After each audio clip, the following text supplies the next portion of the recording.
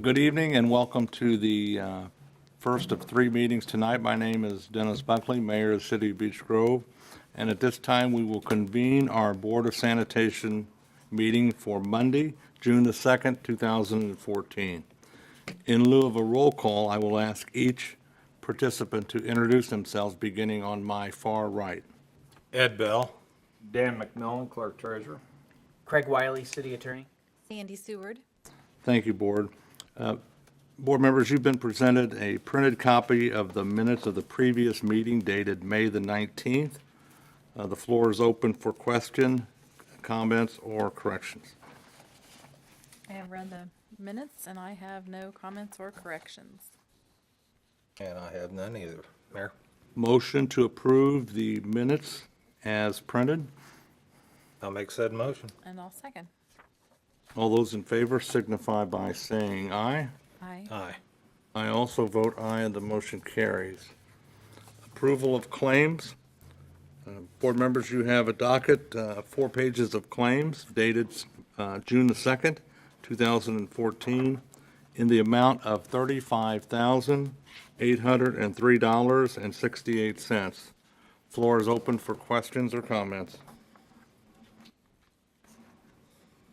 I do have a couple questions, please, on page 2. Oh, a little bit more than halfway down. Is it Gripe or Grip Incorporated for $4,121? They do some calibrations for us on meters that we run. Brad's not here. He could probably give you more of a detail, but Mayor, I don't know if you know. The GRIP is a company that provides metering for sanitary sewers, and they measure the amount of wastewater that flows from Beech Grove to the interceptor at Southport Road for treatment. Thank you. Mm-hmm.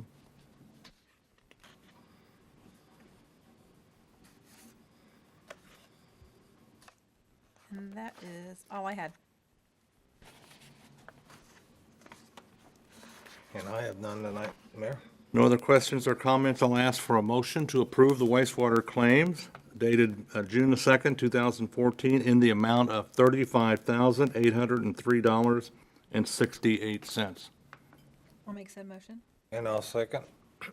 All those in favor signify by saying aye. Aye. I also vote aye, and the motion carries. There is no unfinished business carried over from the previous meeting.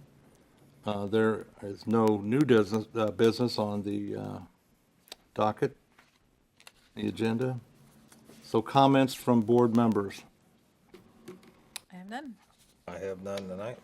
I would want to take just a minute to defer. I want the clerk to talk about the new sewer bill that went out. Most of you should have gotten it, and some of the payments are coming in, but the city went to a different type of bill for your sewer. So Dan, if you could talk about it a little bit. Yes, most of you should have received the new bill on Friday of last week. We started getting them in here. So far, the reception to it has been great. No one's had any problems. The biggest issue we had was people thought we were sending them late payments because of it being in a different envelope and things like that. But so far, when I've been up there and collected sewer payments, I've asked them, do you need any explanation, anything? But most everybody has been very positive about it. We put it on the website that the new bills are out there, and it helps as far as it shows your last payment on there. So if you've got any discrepancy, you can go right to it and, call us and say, hey, wait a minute, I made a payment of whatever, and we can check into it immediately. It's got the option for the new stormwater to be added onto it. It can put messages on it. It comes with a return envelope. So, like I say, I think it was a good move on our part. Thank you. Council or board members, do you have any other comments? I have none. I have none. If not, I'll ask for a motion to adjourn. I'll make said motion. And I'll second. The meeting is adjourned at 6:04 PM. We will meet again on Monday, June the 16th. Board of Works will convene in 10 minutes. Thank you.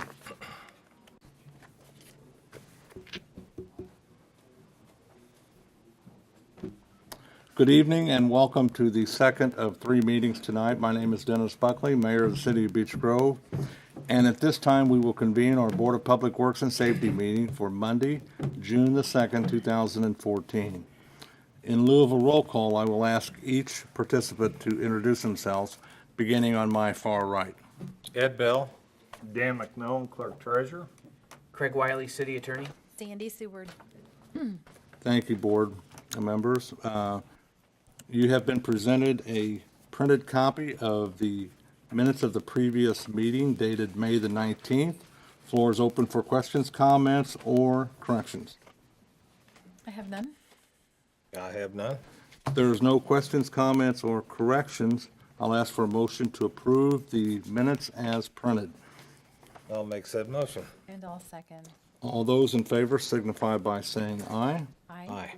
I also vote aye and the motion carries. On to approval of claims. This evening, board members, we have a docket dated June the 2nd, 2014. We have 25 pages of claims in the amount of $676,485.84. Floor is open for questions or comments. I have a question, please, on page 3. The last 3 entries from Borgman Enterprises. Mm-hmm. And what is that for? That, you want to do Go that? ahead, go ahead. Okay. Borgman Enterprises is the same company that does the weeding on the roundabout, and I think they do the pocket park. Well, anyway, they're fixing up our flower beds down in the business district, and that's what these are attributed to. Thank you. And on page 11, I'm just curious at the very bottom, Fitzgerald, it says BOPW/building. That's his monthly charge for being the building inspector. Oh, okay. It's a percentage of what he does on permits and so forth. Okay. But that's what that is. That's a once a month bill. Oh, okay. All right.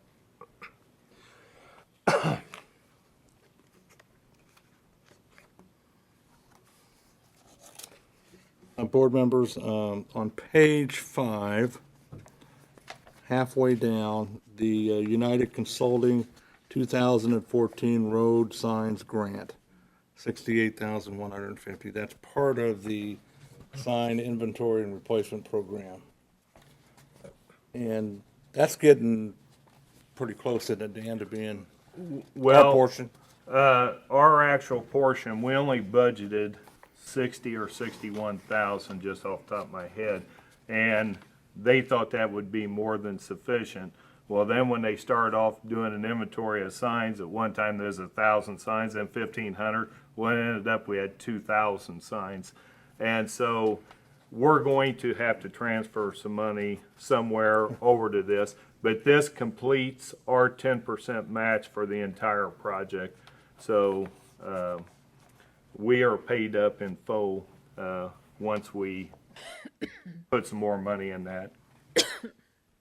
Okay. And then on page 3, down 4 from the bottom, United Consulting, LR&S Street and Alley Improvement.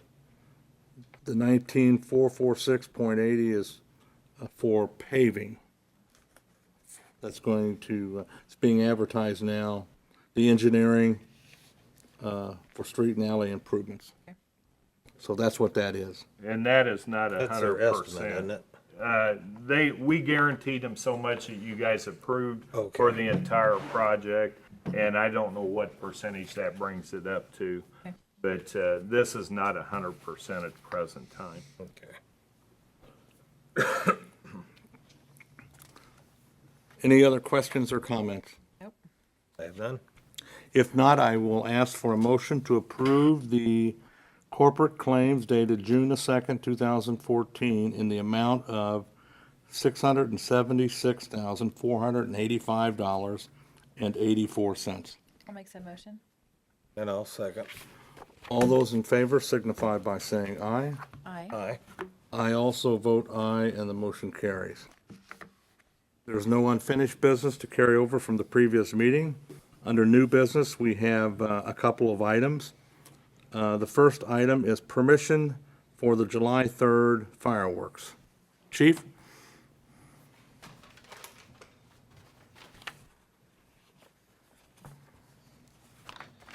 Good evening, Mayor and Board.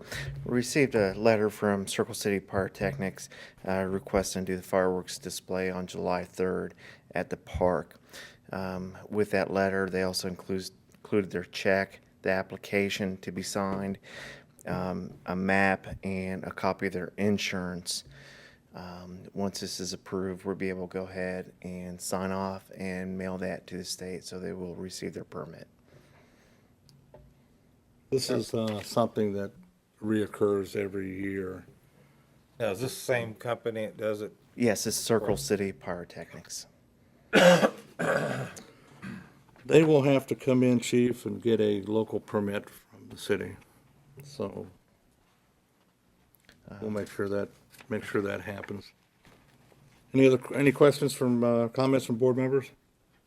Dan, do you have any, are you okay with all of this? Yeah, I have no problem. In fact, they may have already came in for this, I'm not sure, but I'm not sure if this is for the state or for Beech Grove, so. But no, they do an excellent job, and they came in and did provide us with everything we need. This application here is for the state. For the state, okay. Yes, they also include the check. I believe it's like $68 the state charges. And what I'm asking for is the approval to sign off, to send this to the state so they can receive that approval from them also. I'm not an insurance professional, but is their insurance They- adequate for the event? Yes, they do an additional insured and list Beech Grove Okay. as the additional insured. All right, great, thanks. All right.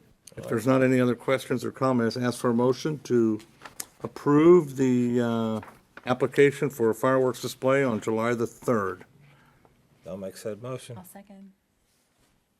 All those in favor signify by saying aye. Aye. I also vote aye, and the motion carries. Chief, I had a chance to speak with the compliance folks this morning, and they are aware of looking for these fireworks booths that pop up and making sure that those people come in and get a permit. So, and I think they went down to the one on Emerson today, but I'm not mistaken. Yes, I spoke to Dave Carlson. He was working today. He did contact me and inquire about the fireworks at the location on South Emerson. I believe he was going to take care of that one, if not the compliance personnel. So they are on the lookout, and they're especially looking out for the businesses that come in. They're usually lease a vacant business for just a matter of a month, but they usually come in 2 weeks prior to the 4th. We'll rent those businesses out, or also put up a pop-up stand out of a U-Haul. So they are on the lookout. Very good. Thank you. Thank you. The next order of business is a request to hire in the part-time for DPW. Dan, could you read it into the record, please? Sure. Dear Board, it is my recommendation to the Board that the city hire Roy Edwards III as a part-time worker at the Department of Public Works. The parameters will be that the position will make no more than $12 per hour and work no more than 29 hours a week. There is money in the sanitation budget to fund this position. Respectfully, Brad Merriweather. He has sent him down for testing, and this person works part-time in the past. So he's kind of familiar with what's going on. He's worked both at DPW and in the park system, so I know Brad wanted 2 folks for the summer, and I would certainly recommend we approve his recommendation. Any questions or comments? I have none. If not, I'll ask for a motion to approve the recommendation of the Public Works Director and hire Roy Edwards III. I'll make said motion. And I'll second. All those in favor signify by saying aye. Aye. I also vote aye, and the motion carries. There are a couple more items under new business that we did not get until today. So I would ask the clerk to read into the record the request from the Moose Lodge. The Moose Lodge 1883, City of Beech Grove, and the Beech Grove Moose Riders would like to make a request to close Bell Fountain from Emerson Avenue to 2nd Street, including the alley, on June 21st and again on July 26th. We will be hosting charity events on both of these dates, and we would like to close this section to ensure safety for everyone during the event. Thank you, Moose Lodge. Chief, you have any concerns with it? I apologize for not getting it out, but we just got it in the mail this morning. And floor is open for questions or comments. Since it says Moose Riders, is this a bike ride? Yes. Well, I don't know if it's a bike ride. I think they're the ones sponsoring it. Do we know what hours they want to close the street down? It doesn't say. Is it all day, a couple hours? Yeah, it's kind of general. Make a difference to you, Mark? I wouldn't be opposed to certain hours. All day might be a problem. How about if we allow closure from 8 a.m. to 5 p.m.? Would that be an issue? That'd be better than saying all day. Okay. Any other thoughts on it?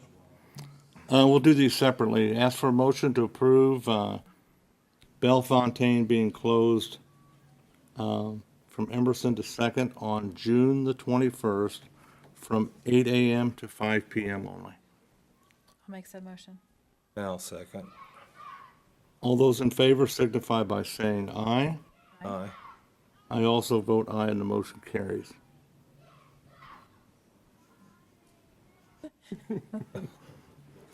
That might be the Moose Riders. I don't know. Will someone notify them and let them know that it's not an Yeah. all-day, all-night event?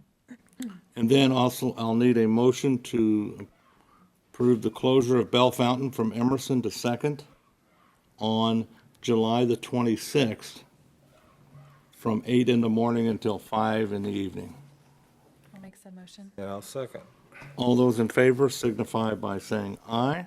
Aye. I also vote aye, and the motion carries. That concludes a new business for this evening. Comments from board members? I have one.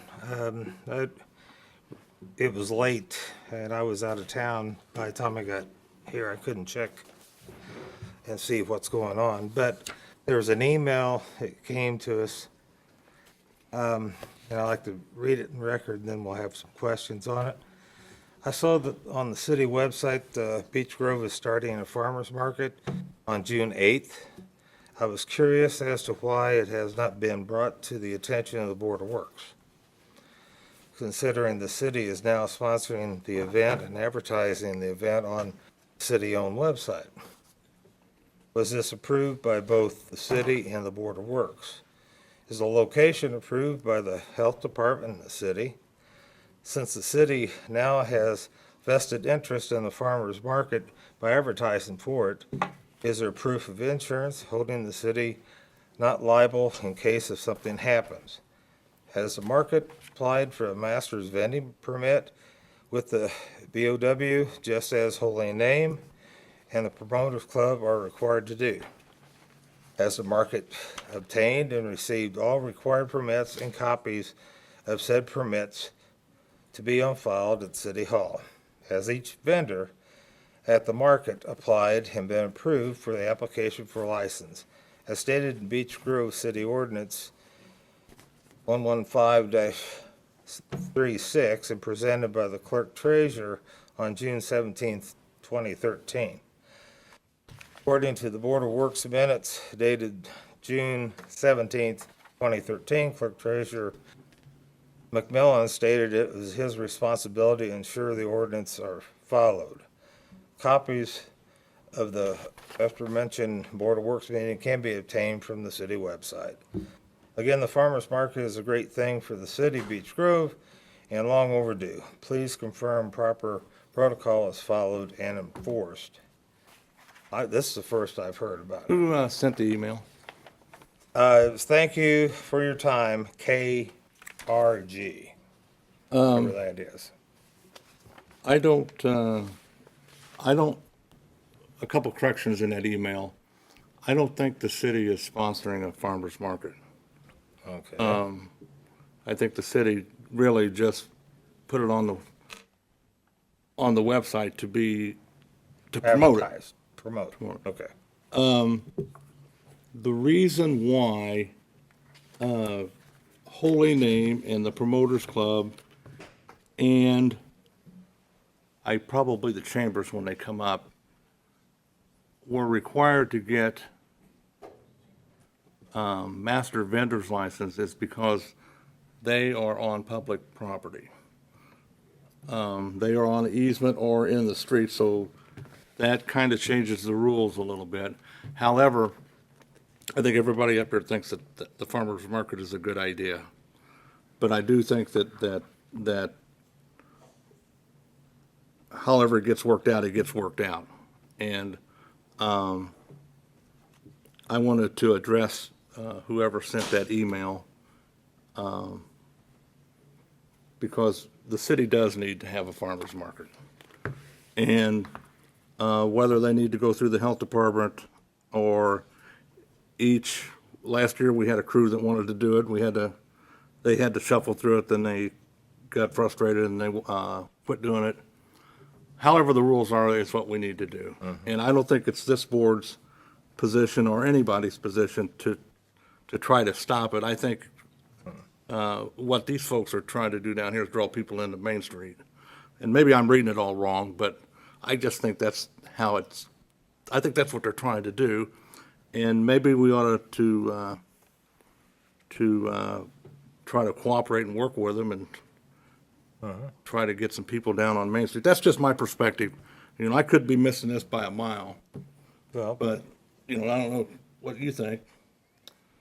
I mean, my recollection is that when we went down this path last year about this time, there was a wrinkle as to why, and you push back, there was a wrinkle as to why they had to get a permit. And I don't remember exactly why that was. I do remember that the ordinances were not, they need to be rewritten. They just weren't feasible, they were unclear.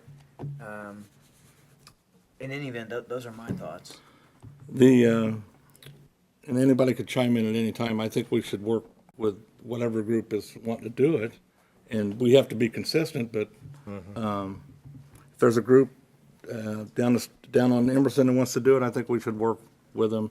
But I also think that the rules should be applied evenly. Does the city have any liability with them? Well, I don't think so, because it's not in the easement or out on the street. I would rather work with these people and get some people down on Main Street than to be remonstrative and chase them off. So that's my position. so we don't, in other words, we don't have to get some of these permits. That's all I'm trying to answer for him, because You do need Dan, I mean, permits, right? Well, no. Yeah. There's no permits needed. Okay. This is being done on private property. okay, By a private business that is a food establishment. She has been inspected by the Board of Health, has her permits through the Board of Health, but the city of Beech Grove is not liable. We are not advertising. I would like to go through this entire email, and I've got an answer for everything, because I think the citizens need clarification on Yeah, this. please do. Oh, please. Okay. I saw on the city website that the Beech Grove is starting a farmer's market on June 8th, listed under community events. I was curious as to why this has not been brought to the attention of the Board of Works, considering the city is now sponsoring the event and advertising the event on the city-owned website.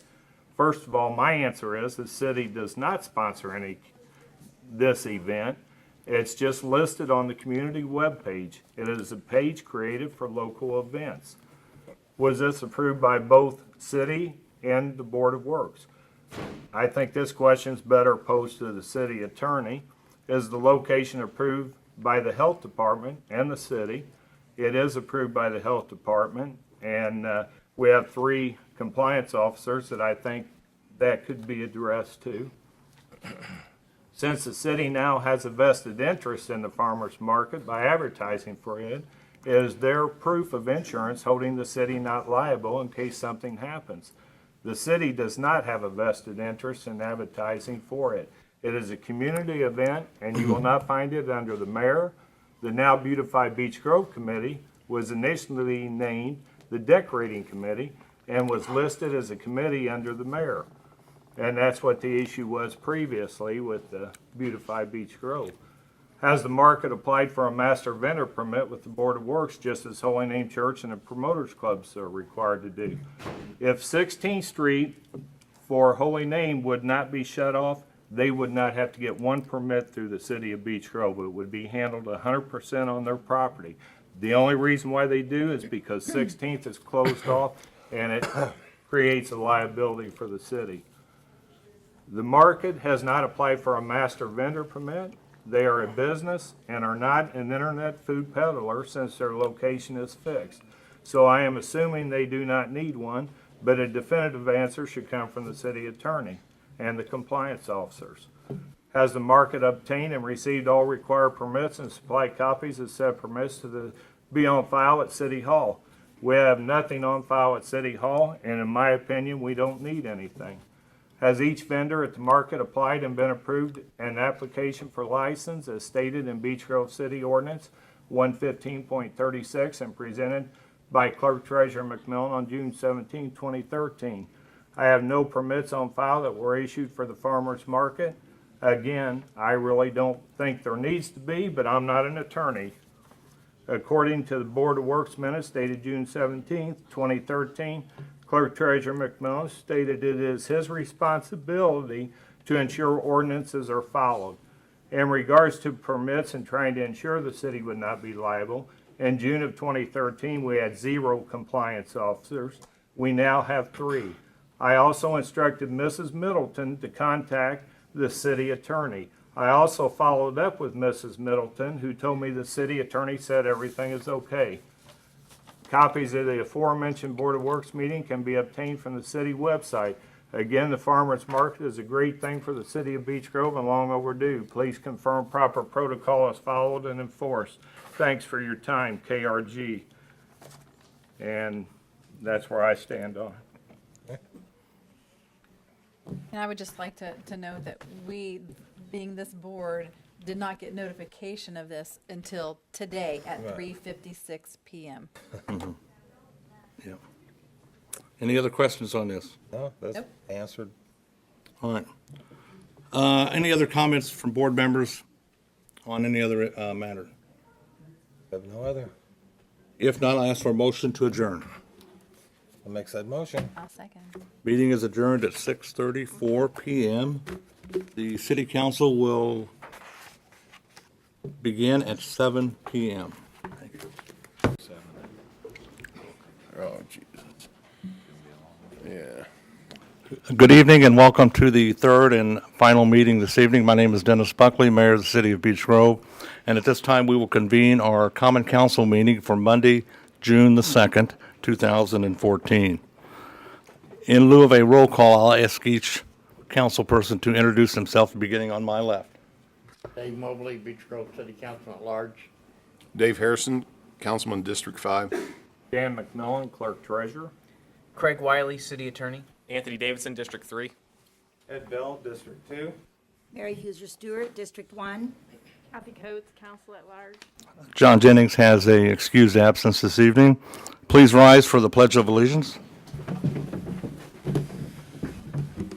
I pledge allegiance to the flag of the United States of America and to the republic for which it stands, one nation, under God, indivisible, with liberty and justice for all. Thank you. Council, we have three special presentations this evening. The first one is a check presentation from the Lambda sorority to our Parks Director, Tom Hannon. So if those folks could come forward, please.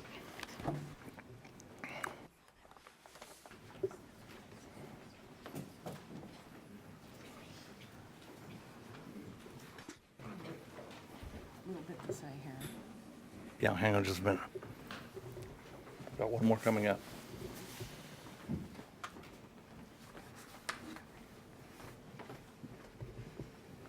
All right, there you go. Thank you for having us here tonight. Just to tell you a little bit about our organization, we are Psi Iota Xi sorority, Eta Lambda chapter of Beech Grove. We have many chapters in Indiana as well as all surrounding states. We were founded by ladies at Ball State University many years ago, and our chapter was chartered on June the 7th, 1968. We still have one remaining founding member, Willa Hunter, Mrs. Charles Hunter. Some of you know Charles.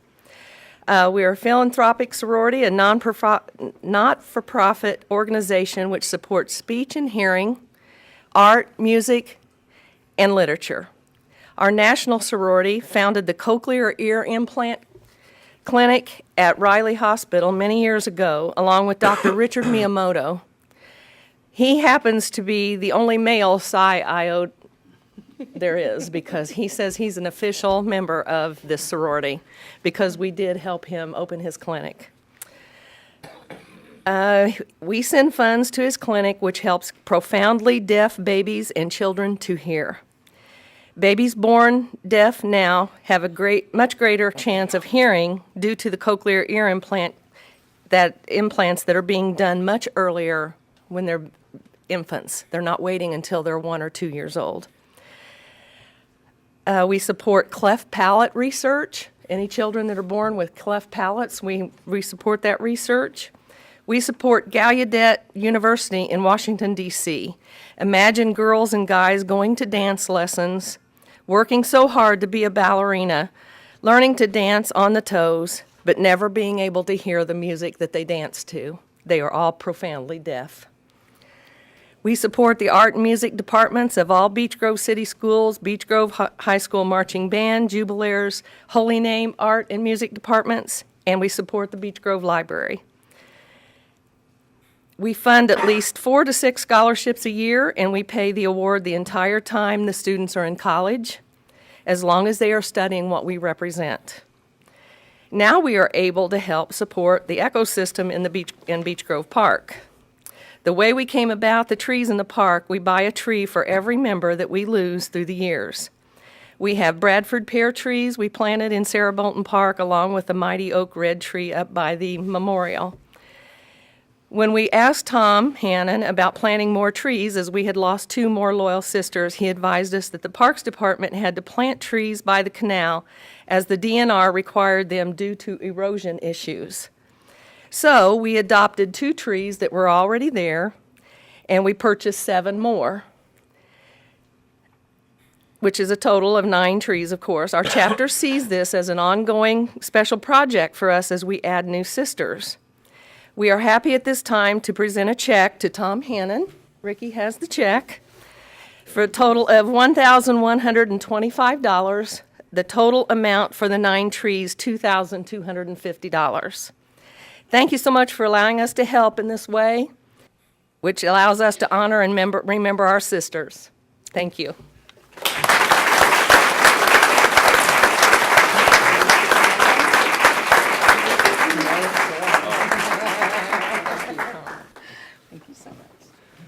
I just want to tell these ladies thank you, and it's often said that the best time to plant a tree is 20 years ago.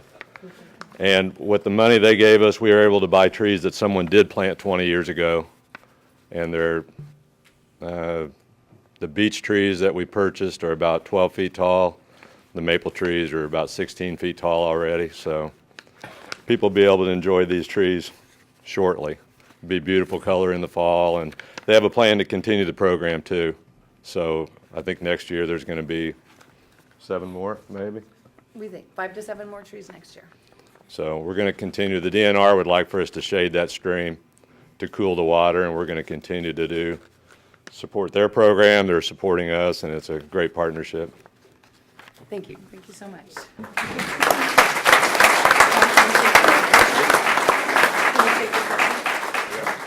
Come over here and take them close.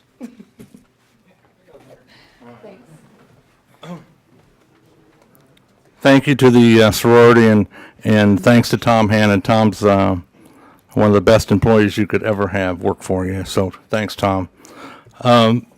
Council, I asked the Beech Grove Middle School Recycling Club to present to you a 10-minute discussion on recycling. And the reason I did that is because one of the directions of the city is to go into what they call Indiana Clean Communities through the Indiana Department of Environmental Management. In your packet, you received a copy of a certification that we just received for being 100% compliant with MS4 reporting, and it's through the IDEM, and that's very, very important to us. As part of the Indiana Clean Communities Initiative is recycling, and this started last year with the student council at the high school. When we were doing Main Street, they talked about provisions for recycling, and then it continued this year with the recycling club at the Beech Grove Middle School under Mrs. Smith, and I asked them to come up with a plan for recycling for the city of Beech Grove and why it's so relevant that we recycle. And currently, we're not doing much of anything to promote the environment. So we've met throughout the year, and we'll continue to meet. And at this time, I would like to introduce Ms. Smith, who is the responsible for this group, and this group is outstanding group of kids. And let's hear about 10 minutes of recycling. Ms. Smith? Hi, my name is Jessica Smith. I'm a 7th grade science teacher at the middle school. I'm also the recycling sponsor, and I get the wonderful privilege of working with this group of 7th and 8th graders every day. We take care of all the recycling in our school. We take it out. We promote it. Teachers, people in our building wouldn't recycle if it weren't for these kids. So we just wanted to come and share with you some information about recycling and how beneficial it will be for the city of Beech Grove once this initiative gets put into play. Okay?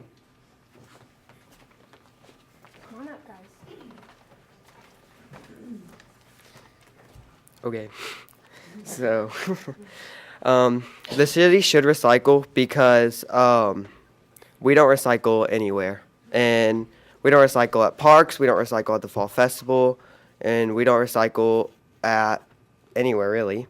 So that's like a lot of money. And Gavin, you wanna take the floor? The average American throws away 4.5 pounds of trash every day, which adds up to 1,642.5 pounds every year. It costs trash companies an average of 17 cents to take care of 1 pound of trash. So the trash company spends 77 cents on the average American every day to take care of their trash, which would cost them $279.23 just for one person every year, which is quite expensive.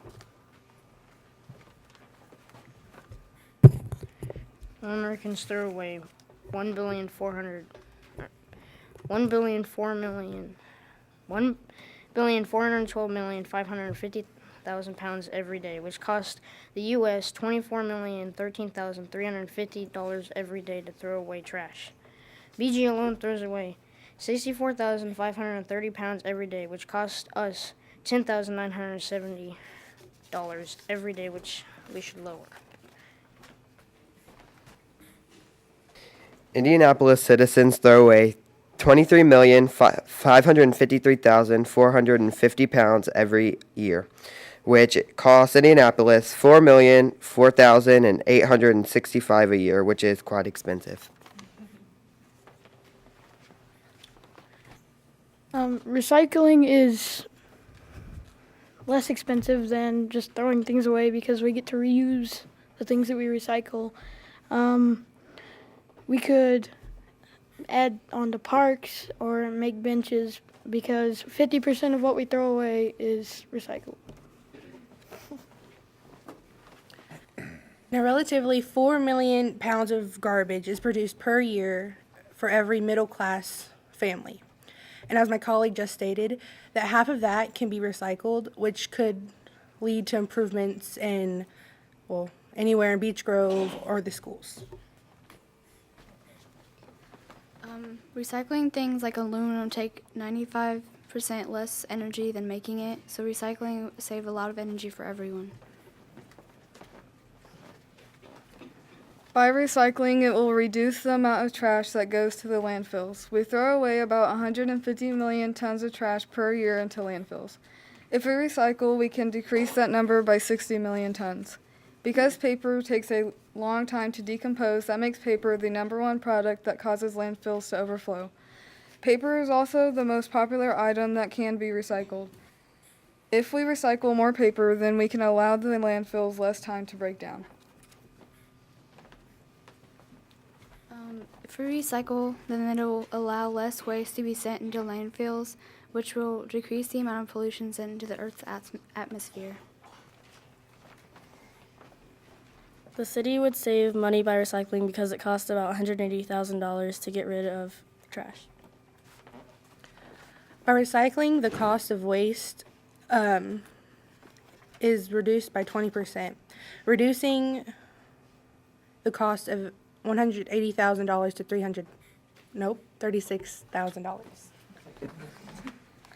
By recycling, we would save money on fuel because they would pick up less trash, which means it wouldn't take as long, which would mean less fuel for trucks.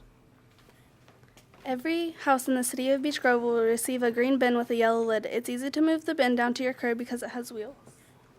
A recycling company will pick up your bin bi-weekly.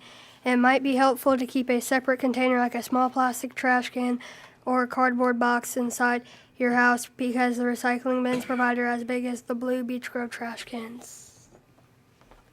All the materials you recycle can be mixed together in your recycle bin. You can recycle cardboard, plastic, paper, glass, and aluminum products. You can't recycle styrofoam or products that aren't clean, like paper plates with food on them.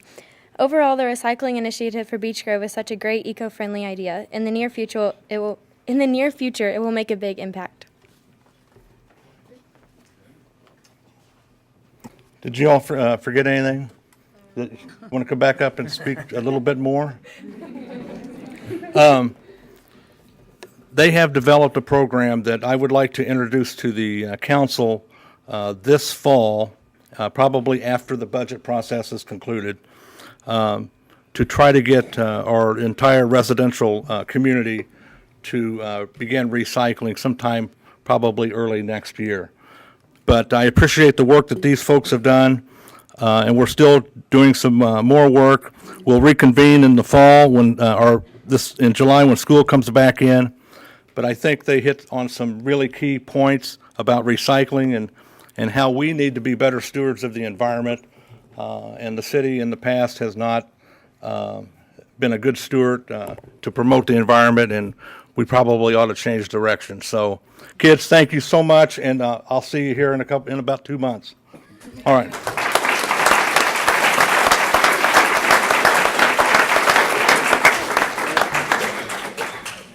We have a 5-minute presentation by Bruce By for consulting. Bruce?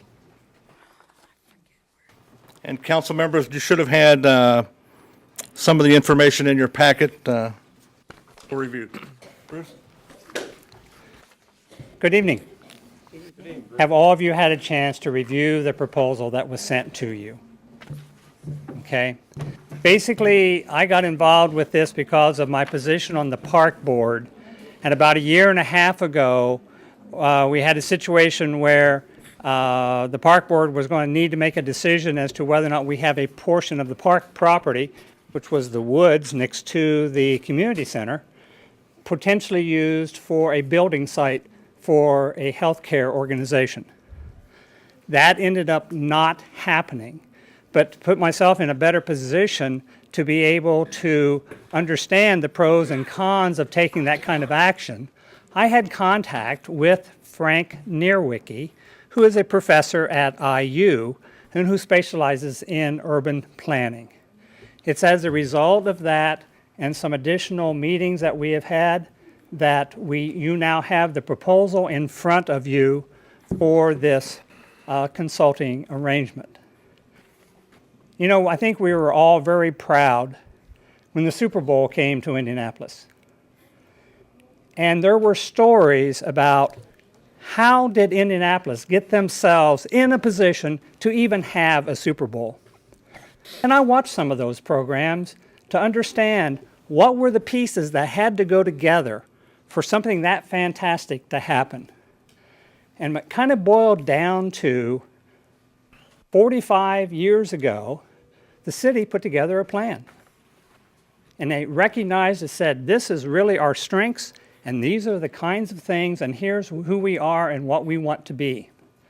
And then everyone was able to get on the same page, all the different boards, all the different commissions, all the elected officials, the private interest money, and all of a sudden, things came together. On a much smaller scale, I'm looking at this as an advantage to have our different boards and commissions and the people that are involved in concerned about the economic development of Beech Grove to get together on the same page. The proposal was initially presented to the RDC. They recognized that, hey, this is more than just the RDC.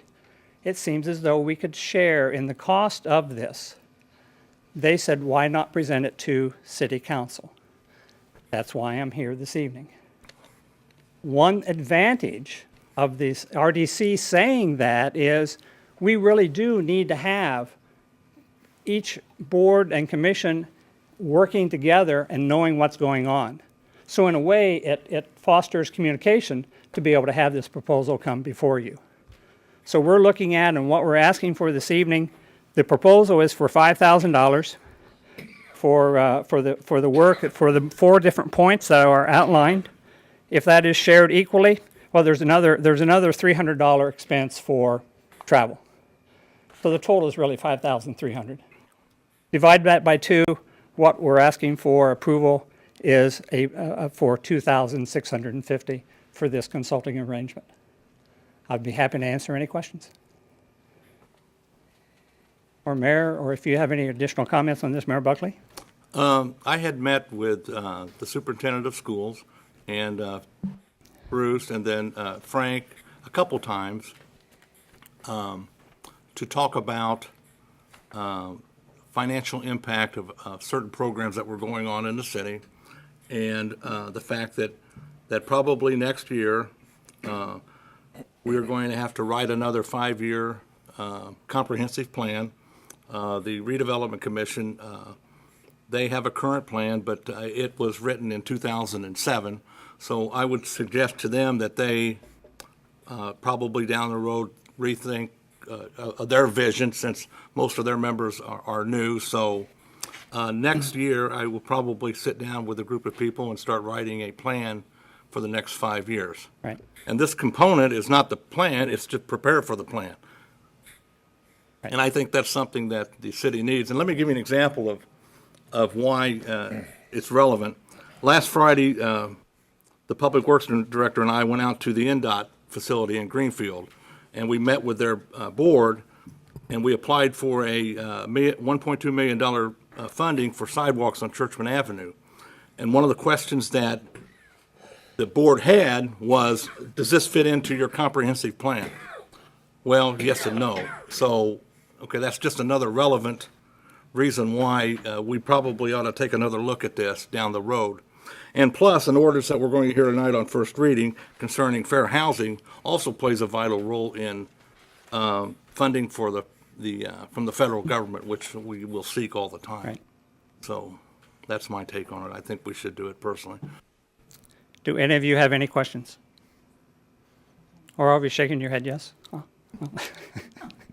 Thank you for all the information that you provided. Will you be able to vote on this evening? I'll defer to the council president. Well, to me, it's a short notice to come out, but we'd have to have it till, what, June 30th? No, it's the latest that we're going to have this. From the standpoint of the council, the RDC basically said, hey, let's have the council review this, and if the council says yes, then the RDC is going to act on it. Realize that the target date to have everything approved is June 15th. It can go as late as the end of June and still have things done. But quite frankly, if you don't really want to do this, say no, we move on. I would rather go that way than just string it out. But from the standpoint of, I think, folks, it's a 4-page proposal. It has a half-page summary. I'd be happy to answer any of the questions, and I would ask that you vote on it tonight. Council, before you, proposal brought to you to help share in the redevelopment plans for the city. Do we have any discussion? Where would the money come out of? The RDC paying for it? It'd be half and half. It'd be half for the city council. It'd be half for the RDC. I would ask the mayor and clerk treasurer on the council funds. Well, I think we could pull it out of professional services. I mean, I don't know what else you spent right at the present time, but I would think that there might be enough in there to do it. And I think it gives some guidance, especially to the RDC, as far as, with all of them being new members, this is where you should be going. It helps my office just as well. In fact, I'm sure you read in there where they were talking about the city website, how things were out there for the citizens to view and how open and transparent it is. So, I mean, I think it helps everybody, not just the RDC, but the city in general. Thank you, Dan.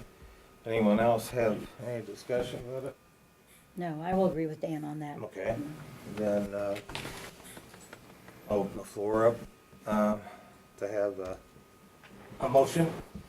I'll move that the council accept the proposal as submitted by Mr. Bai. And I'll second that. All right. All in favor, say aye. Aye. Opposed? Motion carries. Thank you very much. Council, the meetings of the previous meeting dated May the 5th have been presented to you. The floor is open for question, comments, or corrections.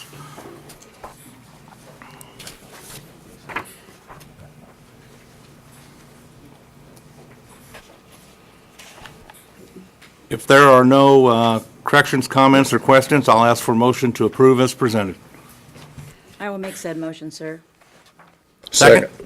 All those in favor signify by saying aye. Aye. Those opposed, same sign, please. Move on to public comments. Council? Yes. 3 minutes for everyone. When you come forward, please state your name and your address. The first on the list tonight is Janice Grider. Did you? Okay, she's down. Okay, very good. Ed McDaniel. Ed? Mayor, council members, my name is Edward McDonald. I live at 1005 Main Street, which is 10th and Main, across from Central Elementary School.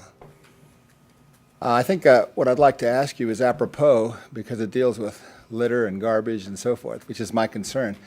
I wanted to ask you if it's possible to put litter fine signs up on Main Street. The reason I ask that is every Sunday after Mass, Mayor, I see the Mass, see the mayor at Mass every Sunday. I take a grabber and I take everything off of Main Street from 17th Avenue down to the City Hall, everything that's above the size of a cigarette butt. And I usually get a bag about 2 feet wide and 3 feet, 4 feet high, full of garbage. Now, that's why your Main Street's clean, because I do it every Sunday. Now, I know, for example, that litter accumulates around the bus stops. I see that.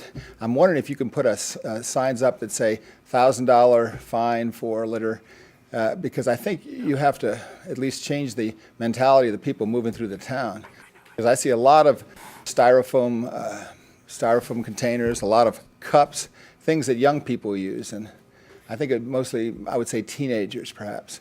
But is there any possibility of doing that, first of all? And I think it would be productive. My thing is picking up the garbage. It doesn't matter. I'll do it anyway. But if you can put up the signs, that'd be swell. And the second thing I wanted to ask is on 10th and Main, if you could straighten up the street sign. It's at an angle and it gives off a sense of decay, which troubles me. If you could fix it, that'd be swell. Well, if we look that way, it seems kind of hilly. That's true. That's what you get when you sit in the back of the church, you know what, Ed? Exactly. I always sit in the back. Because I have a girlfriend and I'm not married and I don't go to communion. That's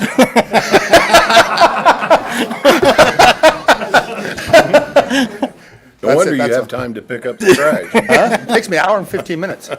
Well, you're not married, that's why. Yeah. We will certainly take that under advisement. That's all. Thank you very much. Thank you, sir. Thank you. All right, Chris Duffer.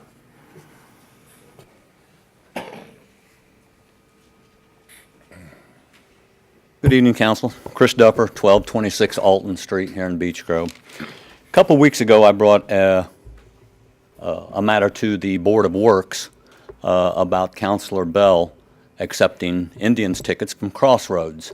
I thought that was a conflict of interest and that he should not be accepting gifts from potential contractors upon which he would vote to approve their contracts. They listened to what I had to say, and then they asked if others had gone, and I said no, but I did find out that others had been invited. The mayor, for one, he just had the good sense not to go. The clerk treasurer, likewise. And I heard back from Mr. Davidson, and he did not go. I thought that was, like I say, a conflict of interest. Also, it says in the employee manual that no employee will accept any gratuity or gift greater than $5, which that, again, was something else that was broken. Councilor Bell said in that meeting that he can explain this very easily, and that is that the tickets were not given to him, they were given to his wife. And I said, did you go? And he said, yes. I said, well, it's irrelevant. Since then, we have found out, since that meeting, that in fact the tickets were brought to City Hall and given to an employee in the clerk treasurer's office, and they were told to her that they were for Ed Bell. The envelope was marked for Ed Bell, and he said that they were Indians tickets. So I don't know how you might explain that, but it sounds like Mr. Bell was not telling the truth. We contacted the State Board of Accounts concerning that, and they were, wondering if at first whether Mr. Bell would not be considered an employee because of his position on the council. And their position was that everyone's an employee, besides he was appointed to the Board of Works, so that would not be apropos. Todd Austin at the State Board of Accounts also said that he thought that this might rise to the level of contacting the prosecutor. I'm not going to do that myself. That's why I brought it to the council. I think that we would be better served as a city to have someone else on the Board of Works, and that's within the mayor's ability to reappoint someone there, and I would just ask that he do that. Anyone have any questions? I do, Mr. Dupper. Yes, sir. Who spoke to Mr. Austin at the State Board of Accounts? I did, and so did Mr. McMillan. Okay. And he told you that Mr. Bell was an employee of the city? He said that Their position is that all counselors, anybody that reports earnings to the IRS, their position is that they are considered an employee of the city. So for purposes of accounting, but not as a legal principle, is that what you're saying? I didn't get into it that deep, sir. Okay, very good. Well, I think it's debatable whether he's an employee. The one thing, and I've expressed this to some of the counselors, I think we need to amend the employee handbook. It's a disgrace. So hopefully it's something we can do down the road. Well, for that matter, we did, the last administration, we had it already. It had been approved by the chief of police and the chief of fire, and it was ready to be voted on by the council. Time ran out before the election happened, and now there are new members setting up there. Another thing I've mentioned in the past too, and this is a comment to the city council, if the council wants to do a code of conduct for its members, that's one thing. I don't think there's been any laws broken. Let me ask you this, Mr. Duffer. If I were to go down to the clerk's office tomorrow and get a copy of the people who donated to your campaign and the people you ran with, would you have violated the $5 rule? I don't believe so, sir. You don't believe so? Okay, No. very good. I have nothing else. Anyone else? I got a question. And then probably not for you. But You want me to sit down? No, I don't. Yeah, that's fine. Every Christmas, somebody leaves us a box of candy. Is that candy worth more than $5? And it's damn good candy, I'll tell you that right now. I mean, that's truth. And I have no idea who it comes from, but it's awful good candy, and I'm thinking that's worth more than $5. And every council member gets one. Did you get one, Mr. Duffer? Did they do that then? You think they were worth more than $5? I didn't need any of it. The girls in the office ate. It doesn't matter. I mean, I'm asking you, did you get any of that? Did I get in? Yeah. It was left in the office. Yeah. Who left? I don't even know who left it. Walker Insurance, Walker Insurance. Walker Insurance has our, liability insurance for the city. I hope we don't get, I'm a diabetic, but I love that candy. Just saying. All right, there's two more, we're going to move on. There's two more people that spoke, but I'm going to let them speak when the ordinance comes up that they are here specifically for. So that concludes public comments. Committee reports. Is there anyone here for the Youth Council? If not, Greenscape Committee? Good evening, Tim Latimer, Beech Grove Greenscape Commission. We did meet on the 19th. I don't have very much to report. Most of the meeting we talked with Sister Sheila Fitzpatrick from the Benedictine Center, and we just talked about the upcoming Peace Garden project. Very excited about that. And I know you are all aware of it, so I'm not going to take time to talk about it. We are concerned about the trees on Main Street. We were kind of waiting for y'all to do the walkthrough with whoever that might be, Schneider or whomever. But we know that there are some trees on Main Street that need to be replaced. You know, we had such a bad winter, and maybe some of those trees got planted a little bit late. But one way or the other, you know, we're aware of those trees, and we'll just wait to hear from you regarding how many of those trees are going to be replaced, and then we'll make our recommendation to Brad, I guess. Okay. And we're continuing to inspect trees, our hazard tree list. We're continuing to inspect those now that the leaves are coming out, and we'll get back and make a report on some of those trees. We've already reported that they should be removed. Some just need maintenance. And we're continuing to look for the emerald ash borer, and knock on wood, we don't have any yet. And that is all I have for you. Do you have any questions for me? Okay, thank you much. Thanks, Jim. Redevelopment Commission sent a report in. Don is here. Don, do you want to have any comments?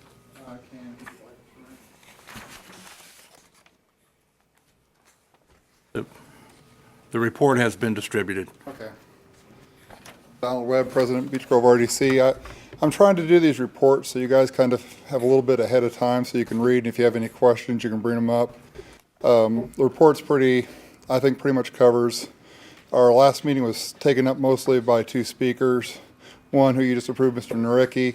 The reason the RDC did not want to pay all of that is because we didn't feel like it was necessarily all of us, and it's still a struggle with some members because it was put on us like the night before. So we will discuss approving our half of it at our next meeting, which is the 19th of June, I believe, to match what you all have approved tonight.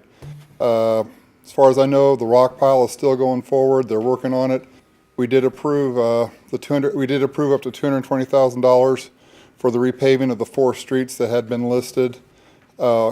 Digital City, I've got this form now. We're moving forward, but Digital City, the work on that should start this month and be done. I talked to Mr. Williams this morning, and he said the crew that does that is light on work right now, and so as soon as I can get this purchase order done, they will start working on it. So that will be gone. And other than that, the one thing I think the RDC is starting to worry about is we are starting to get a large influx of legal bills. Legal bills attached to St. Francis in dealing with the sewer problem. And it's just my belief that as these bills start to pile on the RDC, that our ability to do things for Beech Grove will start to become restricted. Because if the bills keep tallying like they are, we're going to run out of money on that in a hurry. And the other thing that was interesting that I didn't know is from 2009 to 2012, the RDC had been receiving money that was part of a school referendum for Beech Grove Public Schools. And that was roughly about $85,000 a year that had been going to the RDC that should have gone to our schools.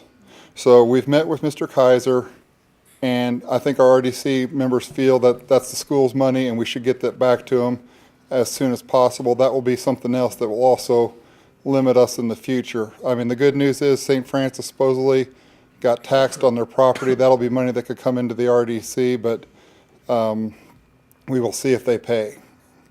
But other than that, that's about all I have. If you have any questions, I'd be happy to answer them for you. Thanks, Don. Thank you, guys. Have a good night. Thank you very much, sir. Public Safety Committee. Chief, anything real quick?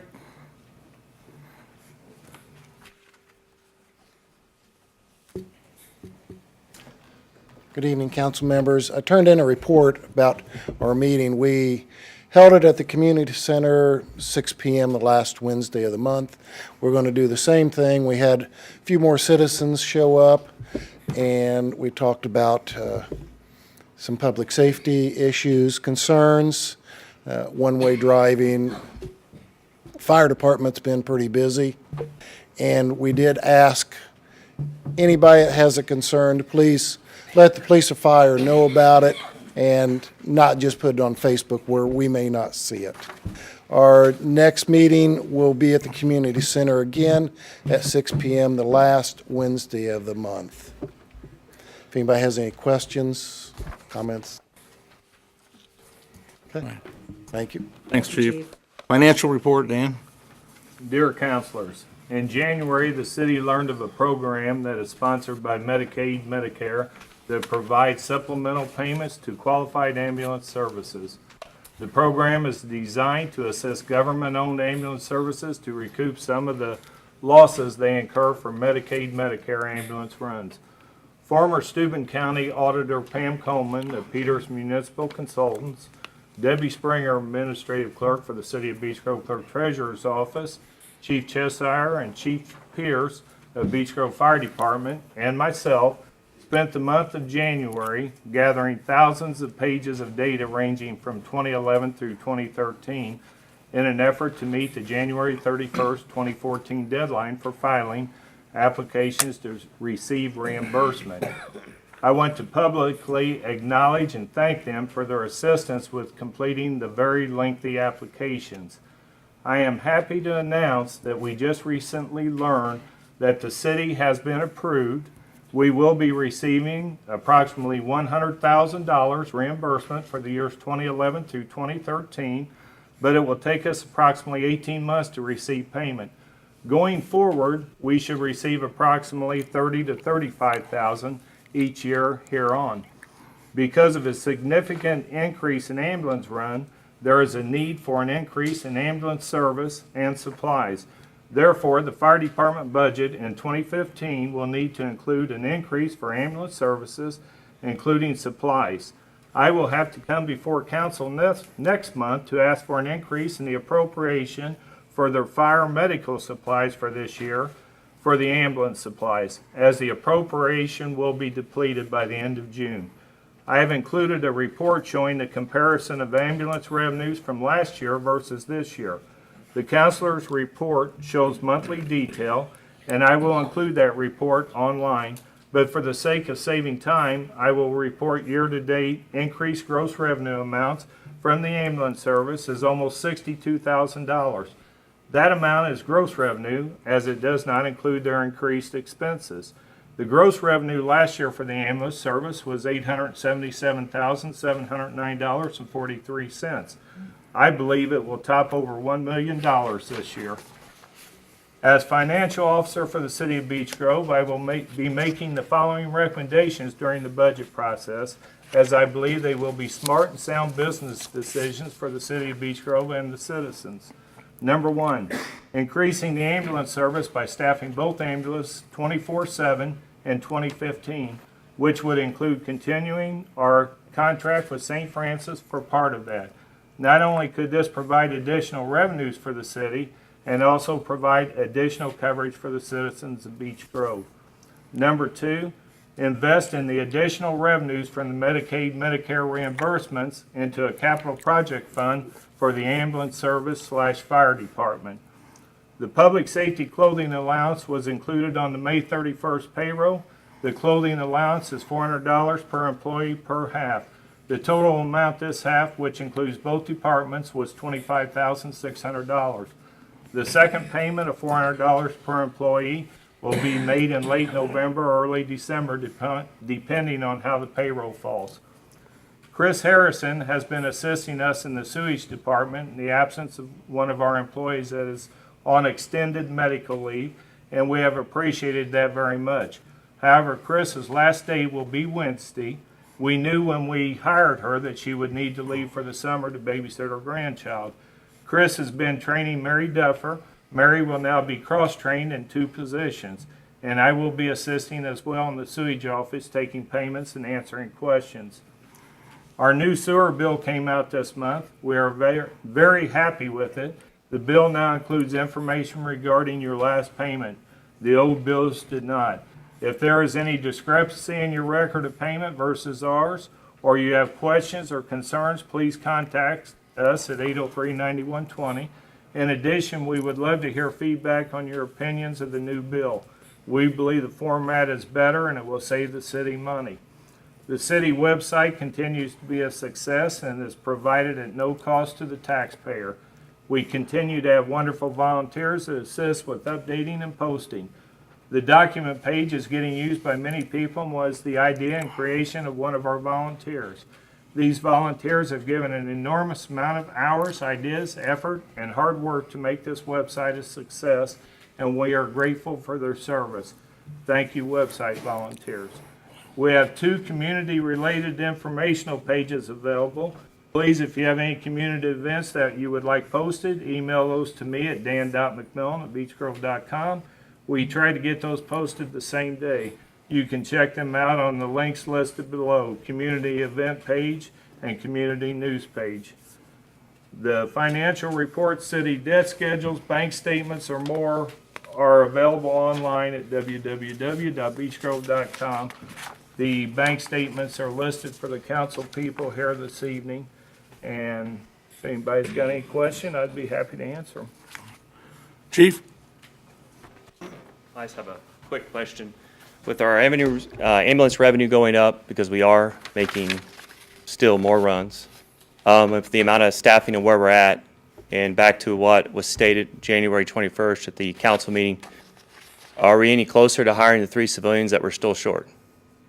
I don't know that answer. Because, I mean, looking at it, if we did a staggered hire, it would be under $60,000 for the year for salaries alone. If you hired them all right now for the rest of the year, if you did a stagger hire, it'd be even less for this year. I don't know until we meet with Jeff Peters in June. We've got that meeting scheduled with the mayor, myself, you, and the police representative for the unions. But he's got three major concerns, and without talking to him, I don't know. And when you say 60,000 on a staggered, you still have benefits and other things. I did not include benefits because it's very difficult to include benefits without knowing exactly what they're going to take, family or a single. I mean, you can do the average and go through, but then you're still under, I mean, it's still under 100,000 for, Right. if you hired them all right now. Right. For the rest of the year. So that's what I'm trying to say is, I mean, January, we got tabled to January because we're just trying to hire the 3 people back that we've lost so we can get them back, so we can get the staffing back, because we are making more runs. We're moving, we're bringing in more revenue, and now you got more Medicaid, more Medicare money coming in, and we're still not, we're trying to get those people back for that reason, because we're that busy. That's a year and a half out before the Medicaid money actually shows up.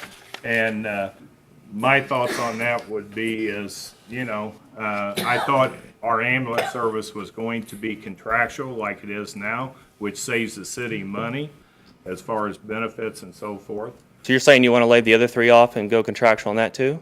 No, Oh, that's what, no. I'm just saying That that we one's run contractual. 24/7 on This one's- both ambulances. yeah, this one still runs 24/7, but we're sacrificing firefighters we need on the fire truck to staff that ambulance.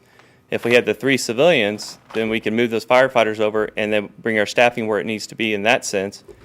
That's contractual for 12, and you guys are talking about making that contractual for 24 next year. But if we're gonna put, was it 300,000 for 12 hours? 300,000 for the year for 12, for 24? For 24 hours, why don't we take some of that money and get some of the staffing back that we need for the other side first before we move forward with that? I mean, there's a lot of things that play in the role of this, and I've been keep asking and being very patient, trying to get there, trying to get the 3 people that we've laid off back for staffing purposes, and I just, every time we get a little more money in, I keep asking, and it seems like I'm getting nowhere. Well, the people that were laid off was not under this administration. That was done previous to us coming in, which shouldn't have anything to do with it. Point being is, until we actually speak with the financial advisor about the 3 things, which is circuit breaker, AVs, so forth, and what he's found out from the DLGF, I think it would be premature for us to Yeah, I know, but the talk 3, about anything for this year. when the 6 civilians were laid off, we were maybe bringing in $400,000 in ambulance revenue, and now this year alone, we know we're gonna bring in over $1 million, and we're still short the 3? I mean,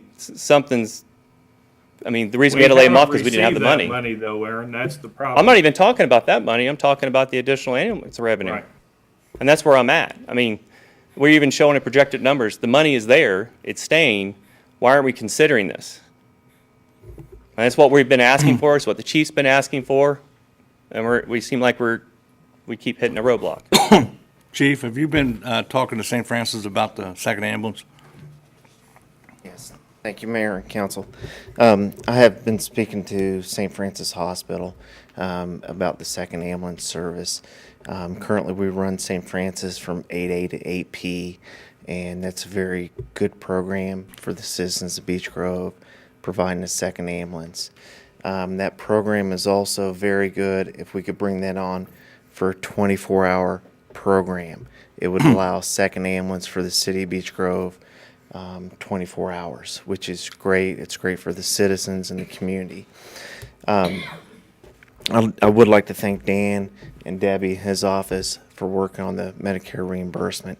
That is great news for the city to have that money come back, and it's great to hear the clerk treasurer talking about reinvesting that money within the fire department for public safety.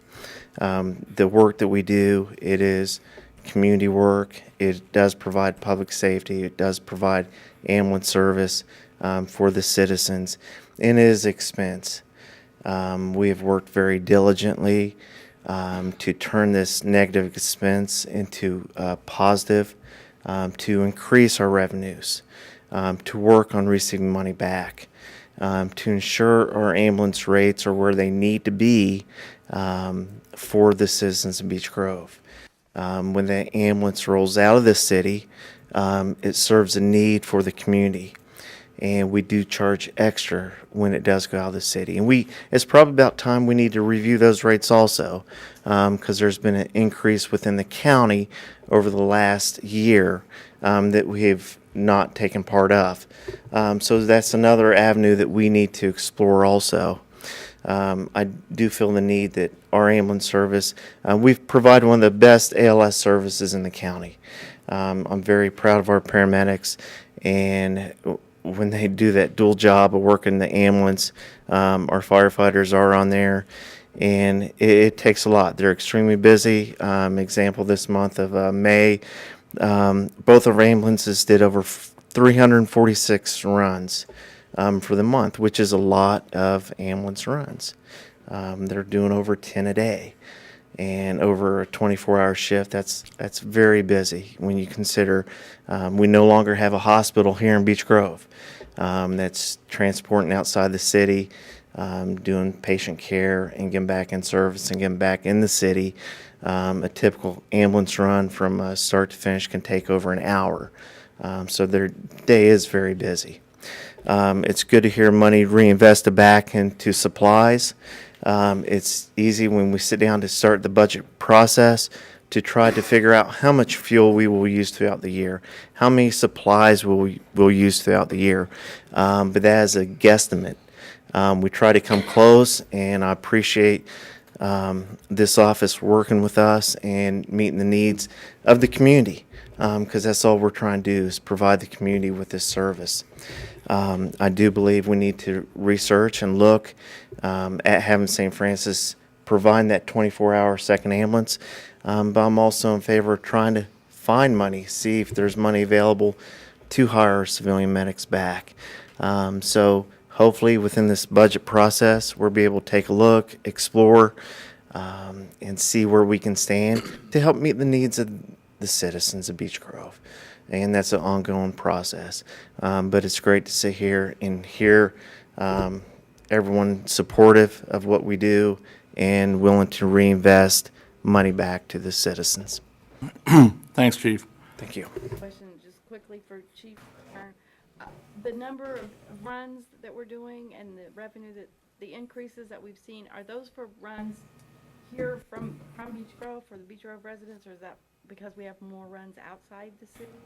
Well, what accounts for that? Part of it is we are doing more runs here in Beech Grove. The other part of it is because of the amount difference between in-city and out-of-city runs. When we do make those out-of-city runs, that is a higher revenue rate we're bringing in, which is more money also. So all in all, we're doing more runs still on both sides, and that's still more revenue coming in. Is it about 50-50 in the city and out, or is it I'll be honest with you, it really depends on the day. really day by day? Yeah, I mean, one day we'll do 5 or 6 right here in the city of Beech Grove, and then the next day you'll do 4 outside, and then you'll come in and do 2. But that's why that other medic truck's here too, is to mainly do the majority of the inside runs if this truck's out, which has also paid off huge dividends for us, so that's staying with, and we're being taken care of by one of the best paramedics in the county. But it really is day to day. It's kind of like when we go to work, we flip a coin. You never know what's going to happen. You just have to go by what's there and based off of your training. All right. And your transport rate to the hospital is, Transport what? or if you go on a run and you have to transport to the hospital, what? You don't have to, but typically when somebody calls an ambulance, they want to go to the hospital for some reason. That's what I'm saying, is it like 99% or 90%, 80%? It's high. It's high 80s range. I don't like to SOR people, so that's signature of release. It's more liability. Thank you. Chief, is your guys' run load going down?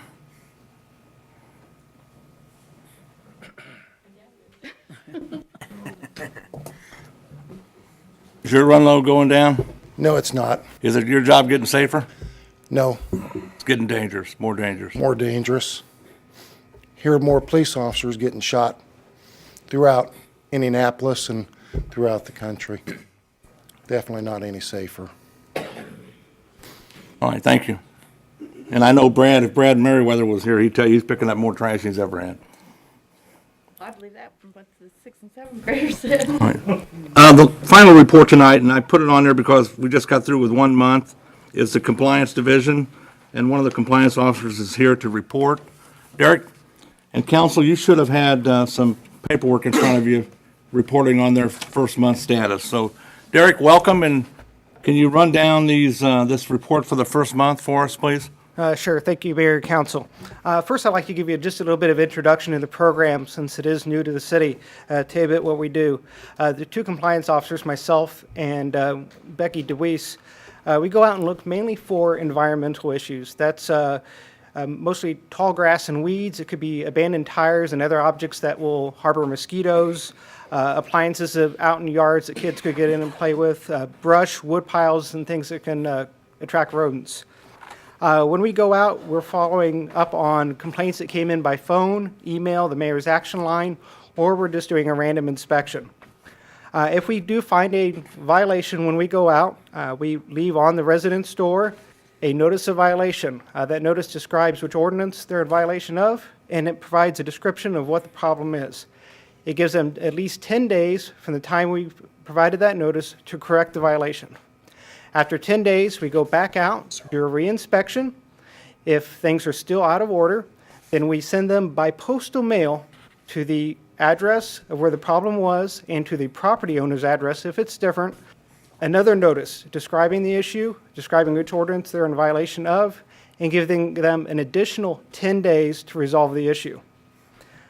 After the second 10-day period, so at least 20 days have passed by, we go out and do another re-inspection. If the problem remains, then they're issued a court summons. We started this program back on April 29th. Once we started this program, I developed a computer program to track all the violations out there so we can see what we're doing, where the problems are, and so on. Since we started, 132 addresses were inspected with some sort of violation found. 35 of those addresses had multiple ordinance violations. Of those addresses we inspected, 73 have already corrected all the problems. Another 41 we have not been out yet to do their first inspection to see if those have been resolved.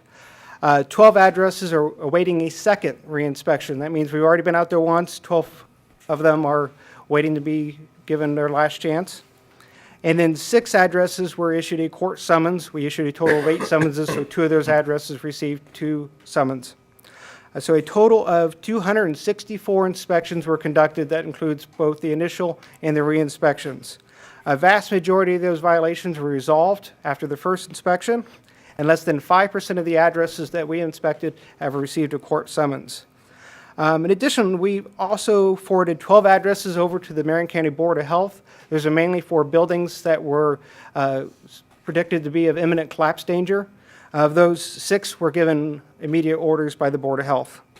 In addition to those issues, we've also handled taking down 30 signs that were found in the city right-of-way, mostly along stop signs and stuff of that nature. We've also reported to the police department 7 vehicles, which we found to be either abandoned, inoperative, or lacking plates and be parked on a public street. When we're out and about, you can identify us with wearing a bright yellow vest that says the City of Beech Grove on it. We will always be in a city vehicle, usually a truck that says City of Beech Grove on the side. We do not enter private property, with the exception to place a notice on a door. So we do not go peering into people's yards. We're on the city street, the sidewalk, or in the alleyways. If a citizen has a problem, wishes to report it to us, we can be contacted by phone at 803-9099, or we can be reached by email at compliance@beechgrove.com, or you can fill out the Mayor's Action Center form on beechgrove.com. Does the council have any questions? I would like to know, Derek, is there a public record? Is it a matter of public record for all of the addresses that have been? Yes, that is a matter of public record. Okay. And I believe the mayor's going to be posting that on the city's website soon. Okay. All right. Thank you. What makes up unsanitary premise? The ordinance for unsanitary premises, as it is currently, is very, I don't want to say vague. It asks for junk items, discarded items, accumulation of any sort of items. It could be metal, wood. It is a huge list of items.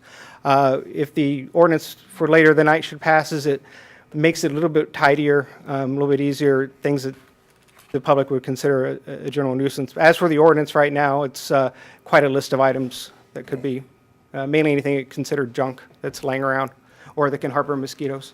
Okay. The tickets that were issued, when are they summoned into court?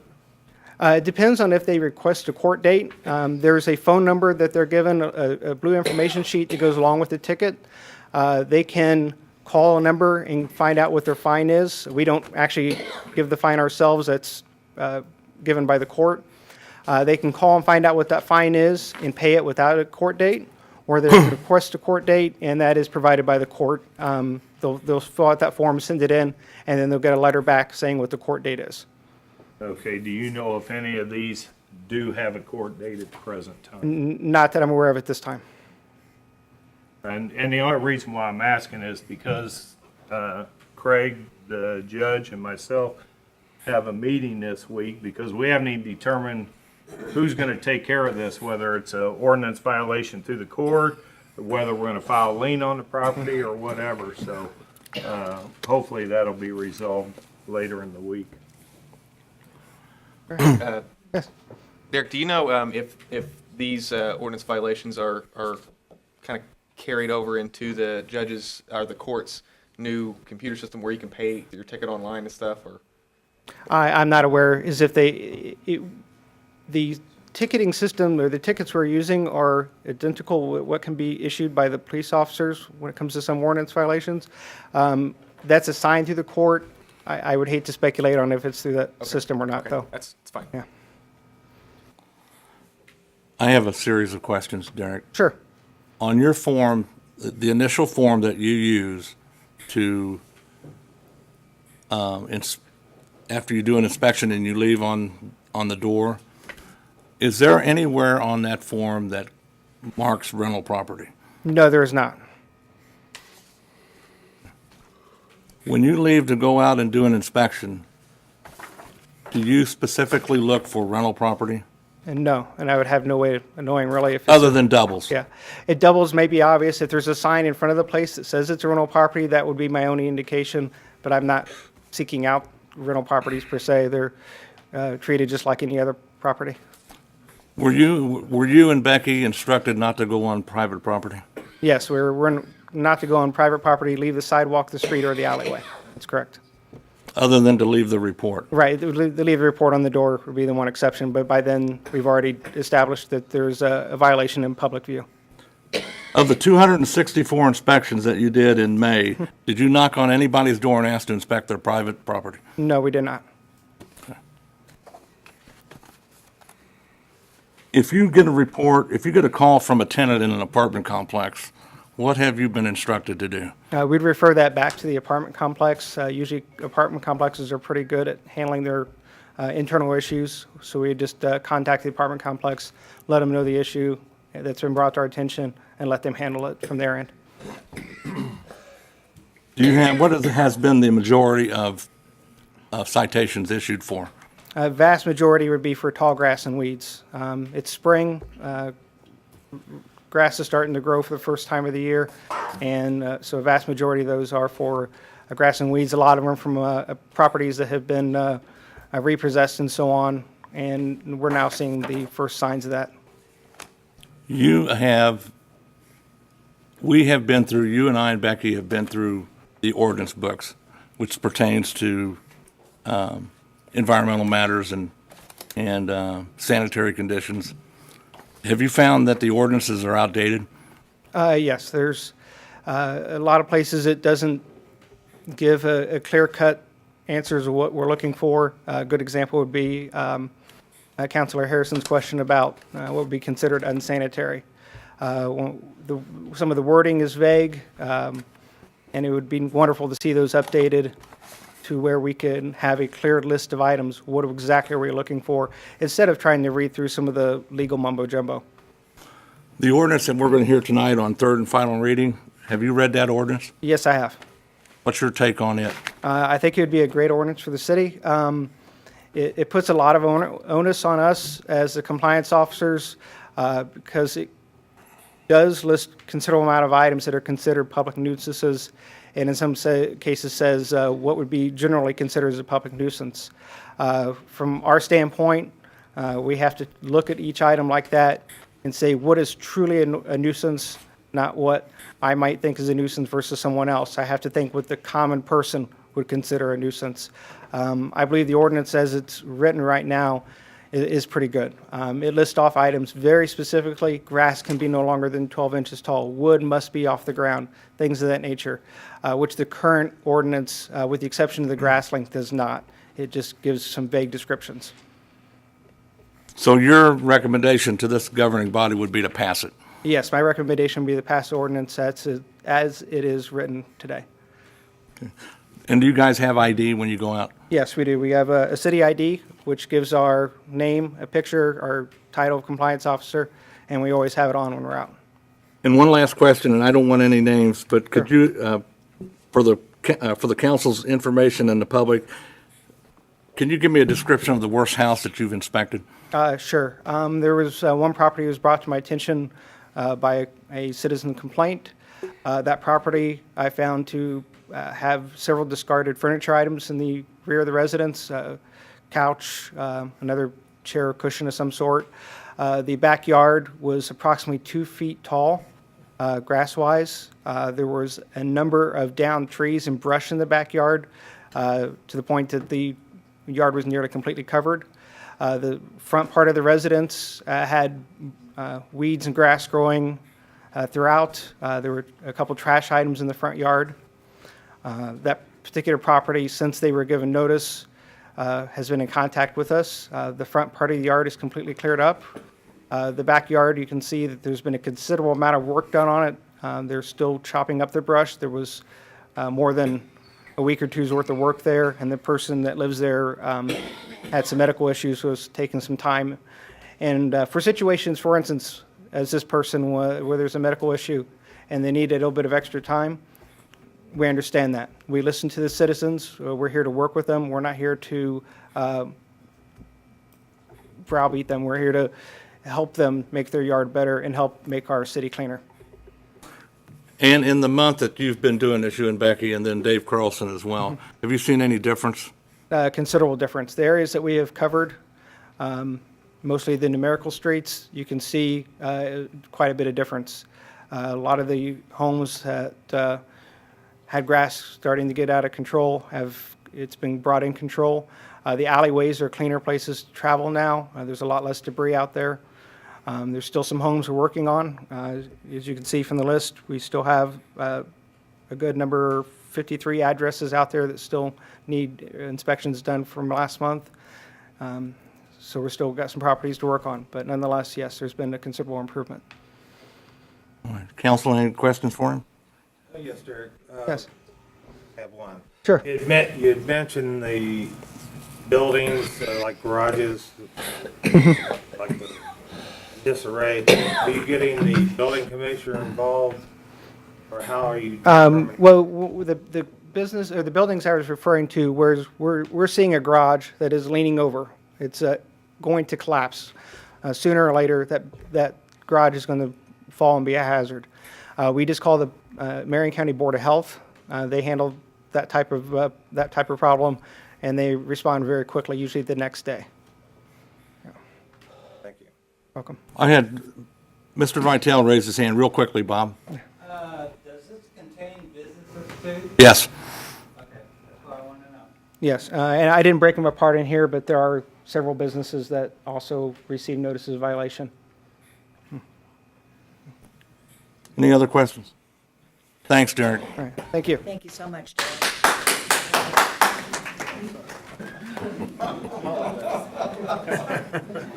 That completes committee reports. We'll move on to unfinished business carried over from the previous meeting. I'll defer to the council president for an RDC appointment. Thank you, Mayor. Tonight, we have two individuals that have been nominated for this position. We have Matt Velmer. Could you come up, please, and, There? yes, please, sir. State your name and address, and why would you like to be on the,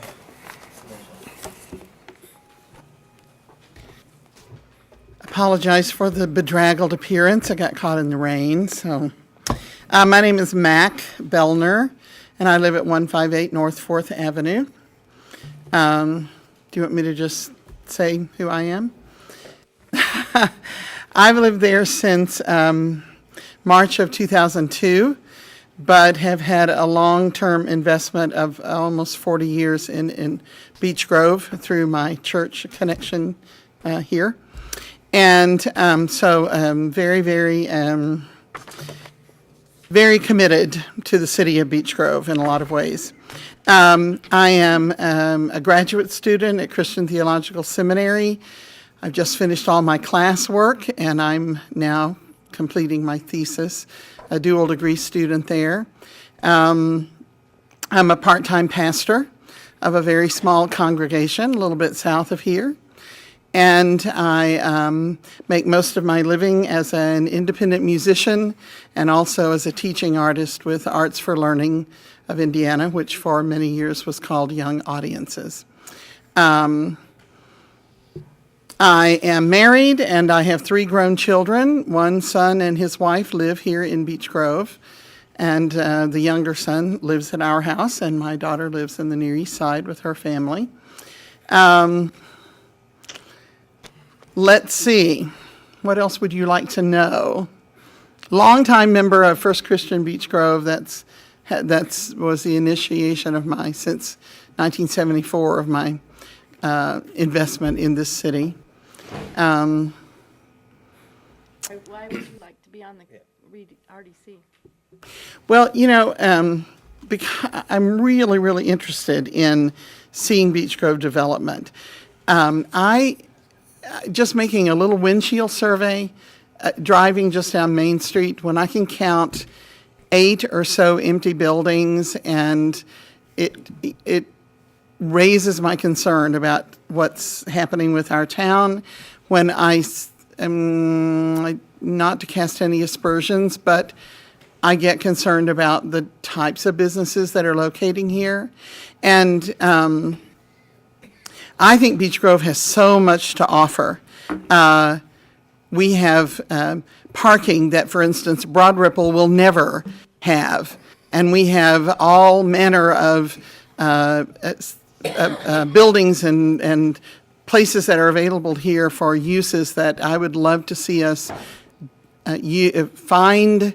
I don't even know exactly how the Development Commission works, but I hope that would involve trying to locate businesses here and organizations here, because I would like to see our city upgraded in what we offer to the greater community. I want Beech Grove to be a place to go. I want people to say, I'm going to Beech Grove for whatever, and I want there to be lots of things that we offer.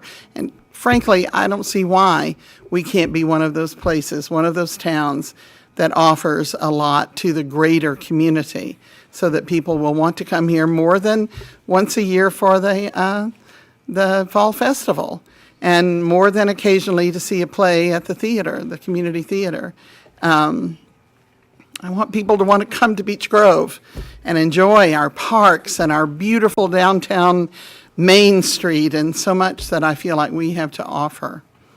So I would like to be involved in that. any other questions? Mac?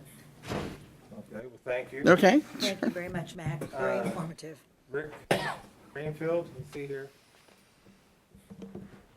He was the other individual that's nominated to be for this position. If there's no other nominations, okay, I'll close it. We'll make a voice vote. I'll bring up Mac Belmer first, and then Rick Greenfield. In favor of Mac Belmer to sit on the RDC appointment, let's see here, aye? Aye. Aye. Nay. Nay? Aye. Aye. Aye. Aye. Well, there's no need to go on any further on Rick. Only one. So, congratulations, Mac. I'm so excited. Good, that's good to hear. Thank you. That's what we wanted? Now, Mac, I think Mr. Webb said they meet on the 19th of June, if that's not, Yeah, that's correct. third Thursday of the month. And the appointment is through the end of this year, and then at the beginning of next year, the council will reappoint or appoint someone different. So Okay. that's how that works. So it's a regular Thursday meeting? Yes. Okay, that's fine. My little church does a Thursday night meeting that we offer the community, but I, it's good to know, because then I can adjust my schedule. All right. Thanks, Mac. Thank you, congratulations. Next order of business, General Orders Number 3, 2014 is up for third and final reading. And Mr. Vuskans signed up to speak at the beginning of the meeting. I believe he wants to speak on General Orders 3. Oscar? My name is Oscar Vuskans. I live at 5420 East Adelaide Street, Indianapolis, Indiana. That is part of Beech Grove. Roughly, the property is located between Expo Bowl and the high school to the north and south, or Emerson to the west and Arlington to the east in that area. Basically, the area that was annexed in the 1960s to allow for the Beech Grove High School to be built where it currently stands. My parents moved there prior to the annexation and onto a lot that is approximately 5 acres big. A third of that property is under a power line easement. I am here regarding poultry. Okay? When I grew up, we had cattle, we had poultry. I moved away, poultry stayed, cattle went away. The property remained in the family. I now reside there and have for the last several years. We have a well and septic, okay? And as I drive down Adelaide Street and then Butler to Expo Bowl, 3 of the 17 driveways are paved. The other 14 driveways have gravel up to the street, just as a reference point. Our north property line we share with the high school. And sharing that, we also get plenty of light from the football games, not to mention the band and other activities over there nightly. I am aware that long-term, that area is designated as light industrial, okay? However, we currently live there and plan to do so for some time. Mr. Bell, I believe, should have received a letter from my wife regarding the ordinance, and I just want to highlight to you and to the community members here. We have had poultry now for several years. Chickens, yes, roosters, and prior to having those animals, my wife checked the Marion County and Indianapolis codes, and to own poultry at that residence was not in violation of any of those codes. Since we got the poultry, we have had our eggs tested by Purdue. They are salmonella and other disease-free and other bacteria-free. Our waste, our chicken waste, is composted and recycled into the garden. Okay? We share our eggs with friends, family, tips. Okay? We do not sell our eggs. In the last several years, 30 years ago, you never would have thought this would have happened. Franklin Farmers versus Beech Grove. Well, now Beech Grove has a very active FFA. We have donated eggs to the science department to use in their biology studies as the embryos grow. And, well, basically, we would like to continue to keep our poultry. We do have a unique property in Beech Grove, so I am partially concerned on one end. I think I'm here for me. On the other hand, I can talk about poultry to individuals that have smaller residences also. If you have any questions, and thank you for your time. All right. Council, for your information now, the current ordinance in place does not allow for chickens. And the ordinance that is being proposed by Councilor Davison does not call for chickens as well. So you're asking for an amendment to the ordinance? Yes, I was not aware of that. And like I said, when we went and checked Indianapolis and Marion County, we missed that. All right. So, council, you'd have to amend the ordinance if you would like, or we can move forward for third and final reading. I think we should amend it. You- I think we should allow him to do what he wants to do. Well, could you, like, grandfather anybody who already has chickens? Keep them? Something like that? Would that work, Craig? Yeah, it would certainly work, but it's not part of the ordinance right now, so maybe have to. Right. Sounds like to me, he has perfect property to do that. But if we put it in the ordinance, then I can put chickens in my backyard. But, you know, how could we separate they don't have that chickens unless now. we could do the grandfather? Right, if they don't have chickens now, that'd be. Right. Didn't he say he's in a industrial zone? We currently have our residents there. My understanding is that that area, not only my property, but pretty much Adelaide and Butler, where there are older homes, and in fact, some of them are for sale, that area is long-term light industrial. Okay, I don't think someone's going to come in and raise the homes and put in a new living community. We are bordered on two sides by warehouses already, one side by the school, one side by another property similar to ours. Just on the northeast corner, the woods off Churchman. If you go up Churchman, the woods go back and we share a common corner to the property. How big is your property? Just over 5 acres. And a third of that is under the power line easement, adjacent to the high school. Maybe we could amend it to properties, like if your lot or you have acreage sufficient over X number of acres, and that they could be, contained on that property. That would eliminate it from this, like, Main Street. Yeah, inner city, So- right in the middle. Sir, are you aware of anybody else who's impacted by this? Yes, as a matter of fact, someone brought to my attention, forgive me, I'm actually a very private person, outside of my school day. I do know of other individuals, who do own poultry. So other individuals would probably be impacted, and looking at the Beech Grove City website that someone showed me at church yesterday, there was actually quite a bit of discussion and questions versus roosters make noise, chickens, and they might want to take a look at some of that. Some of those people had some interesting points to make, as well as some people just didn't know. They were asking questions. I feel badly. My wife did a lot of the research in the letter she submitted, okay? However, she is out of town now for the next month and not available.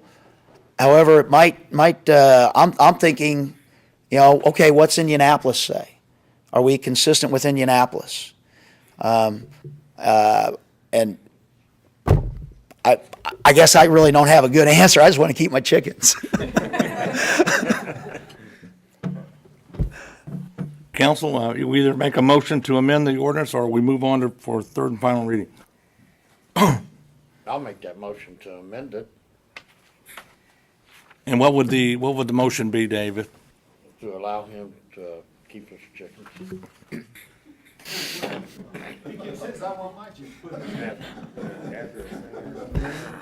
don't know. More It's discussion. actually zone D3, it's not commercial. Look at it, It'd be more like, I would, if we're gonna amend it, which I certainly not opposed to. I'm just Thank you. trying to think how to word it. Either, like I said, by the size of the property, and so that would just be generic to anyone who owns the large enough lot, I guess it's called, that they could have chickens. So, okay, what size, guys? 3 acres, 5 acres? I would have to go back and do some research. There's some set size per chicken or number of chickens. I don't know what those are. I apologize for not having that information, but, even if someone on someone used this term earlier, on one of the numbered streets in Beech Grove, okay, if they didn't have roosters and wanted 4 to 6 chickens, I don't really see a problem with that if they kept them contained. Some people do have a problem with that, that's why I'm. Right. More, Yeah. I understand that, and I probably wouldn't be bothered if it was a chicken next door, I don't care, but maybe I'd get some eggs. But, I think that we have to look across the board and take in everybody in consideration. So for the people on the close together houses, even over in the Carrington and such, they probably might not want to. I'm thinking like a large acreage where there's a lot of room between. Well, I'm good with acreage and grandfathering. Yeah, so I could go, to either one of those, so I don't know which is better. Mayor, could I propose us to table this tonight, to have council research on this proposal, how we could Sure. help this property? You want a motion to table the ordinance till the next meeting? Yes. There's a motion to table the ordinance till the next meeting. I'll second that. All those in favor signify by saying aye. Aye. Those opposed, the same sign. Aye.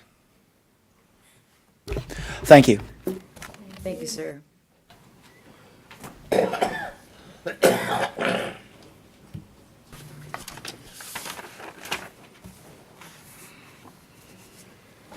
General ordinance number 4, 2014 is up for third and final reading. At this time, I'll defer to council. He signed up at the beginning, before the meeting started. He can defer.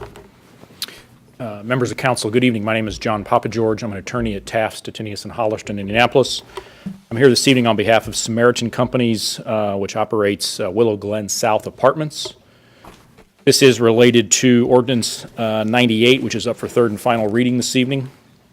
And in listening to the compliance officer, Willow Glen South certainly appreciates his efforts and the work that's gone into making Beech Grove a much cleaner city. And so certainly from Willow Glen's perspective, it welcomes that type of work.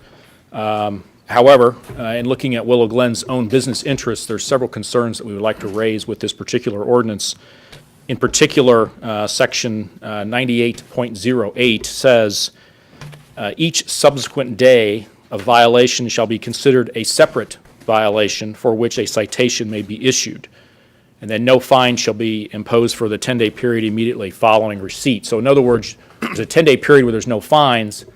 If a tenant at Willow Glen does not abate, and if the management at Willow Glen is unable to get that tenant to abate within that 10 days due to noncompliance, the way this ordinance is written, the clock starts to tick after 10 days on fines. And at that point, on day one, we're looking at $100 after the 10-day period. Day two is $250, and then day three is $2,500. There is certainly a situation that could be raised where Willow Glen South is in the process of trying to remove that tenant and making every reasonable effort to get that tenant off the property, but Willow Glen cannot just take that tenant and their possessions and toss them. There are legal ramifications and a statute under evictions that Willow Glen would have to follow to have that tenant removed. However, during that legal process, these fines are piling up. And so Willow Glen potentially is looking at thousands and thousands of dollars of fines while it has to go through the legal process to get this tenant evicted. And granted, if the tenant is that problematic, the tenant needs to go. But the way this ordinance is written, despite all valiant efforts by Willow Glen to remove that tenant, the city could issue a substantial fine. And while I recognize the discussions that the compliance officer had with respect to apartments and certainly what the mayor has represented, as a lawyer, and our job is to look at the ordinance. And while there may be certain representations that nothing will happen in this particular circumstance, administrations change and ordinances stay. And there's certainly a situation where the substantial amount of money could be issued based on the way this ordinance is written. The second point I would like to make relates to 9803, which noises and stenches are listed as potential nuisance. And all it says is noises and stenches. And so we're clearly at the mercy of the compliance officer on what, or a fellow tenant on what a noise or stench is. I can imagine a situation where a particular tenant is at a certain ethnic background and is cooking certain foods, and the fellow tenant doesn't like it. Calls the compliance officer. Next thing you know, how many times is this violation going to go? These are very well extremes, but unfortunately in my world, that's what we live in. And so it just seems to be that there are situations where vague interpretations of this ordinance could be interpreted that ultimately impact the bottom line.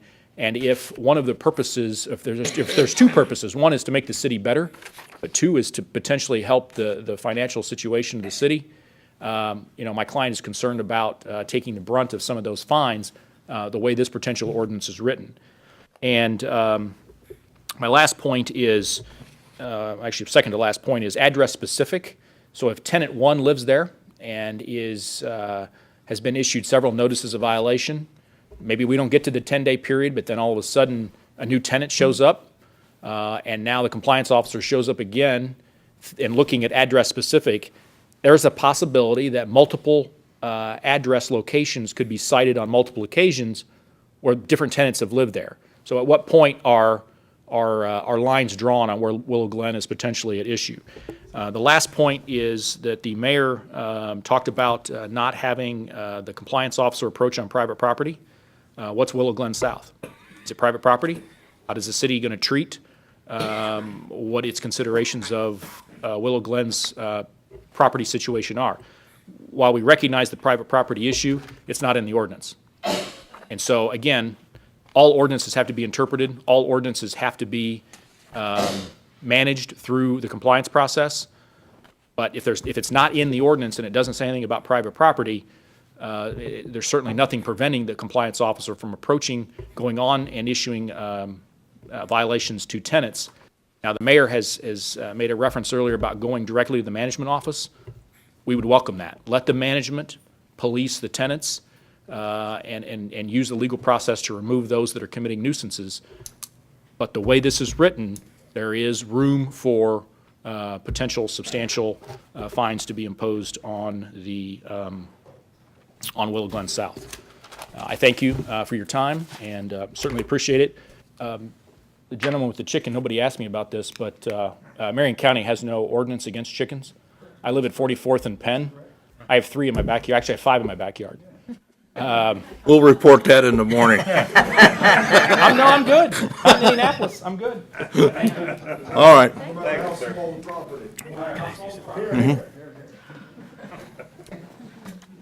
A couple things, just to address some of John's comments. As most people know who've been following this process, Speedway has a very similar ordinance that they've used very successfully to clean up some of the junk properties and some of the non-compliant properties that is the goal of this particular ordinance. In any ordinance, like a criminal statute, in Indiana, the prosecutor has to use discretion. And John does have a good point about these fines, the $100, $250, or $250, $2,500. I don't think our compliance people are going to go and fine somebody on consecutive days. I think they're going to use discretion. If the apartment is using efforts and showing efforts to abate the nuisance, again, I think our folks are going to use discretion, just like a prosecutor would use in charging a particular defendant for an act. As far as the one of the things when I first looked at this ordinance, when we proposed it, was again something that John had mentioned about noises and stenches. Well, I mean, I think you use good common sense on something like this. I don't think our guys are gonna go in there and nail somebody for cooking or something like that. It's gonna be dead animals. It's gonna be stuff that are really nuisance, things that we're gonna try to cure. That's all I've got right now. Okay. Sure. I looked at the Speedway ordinance too, and in the Beech Grove ordinance, maybe I read this wrong, but you had that list of particular offenses in 98.02. And I compared the two of them, and I was curious, the Speedway ordinance has a specific reference to abandoned vehicles. Yours does not. We got another ordinance that'll Okay, address 'cause it. I know that the compliance officer mentioned it, and I figured Yep. that you would want that in there. Mhm. Certainly will, but welcome having the abandoned vehicles removed, but I didn't know what. Yep, that's coming down the pike. Okay. All right, thank you. General Orders, number 4, 2014, ask for motion to waive the rules to read by title only, please. So moved. Second? I'll second it. All those in favor signify by saying aye. Aye.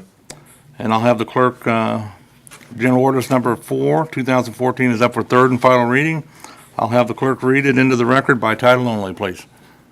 General Ordinance Number 4, 2014 is an ordinance that amends Chapter 98 of the Code of Ordinances of the City of Beech Grove pursuant to public and environmental nuisances. Thank you. All those in favor signify by saying aye. Aye. No. We do the, Do we have we any? did the motion on that, didn't we? We did a motion to read by title only. Okay. Motion for it to approve. Okay, motion to approve. I need a motion to approve on third and final reading. I'll second that. Second. All those in favor signify by saying aye. Aye. Those opposed, the same sign. Please sign your vote.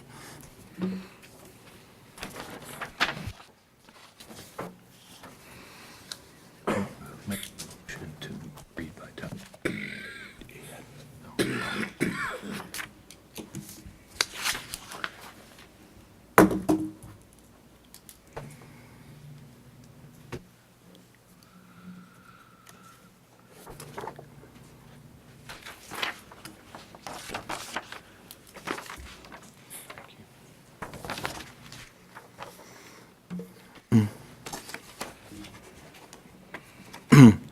General Ordinance number 5, 2014 is a ordinance for an additional appropriation.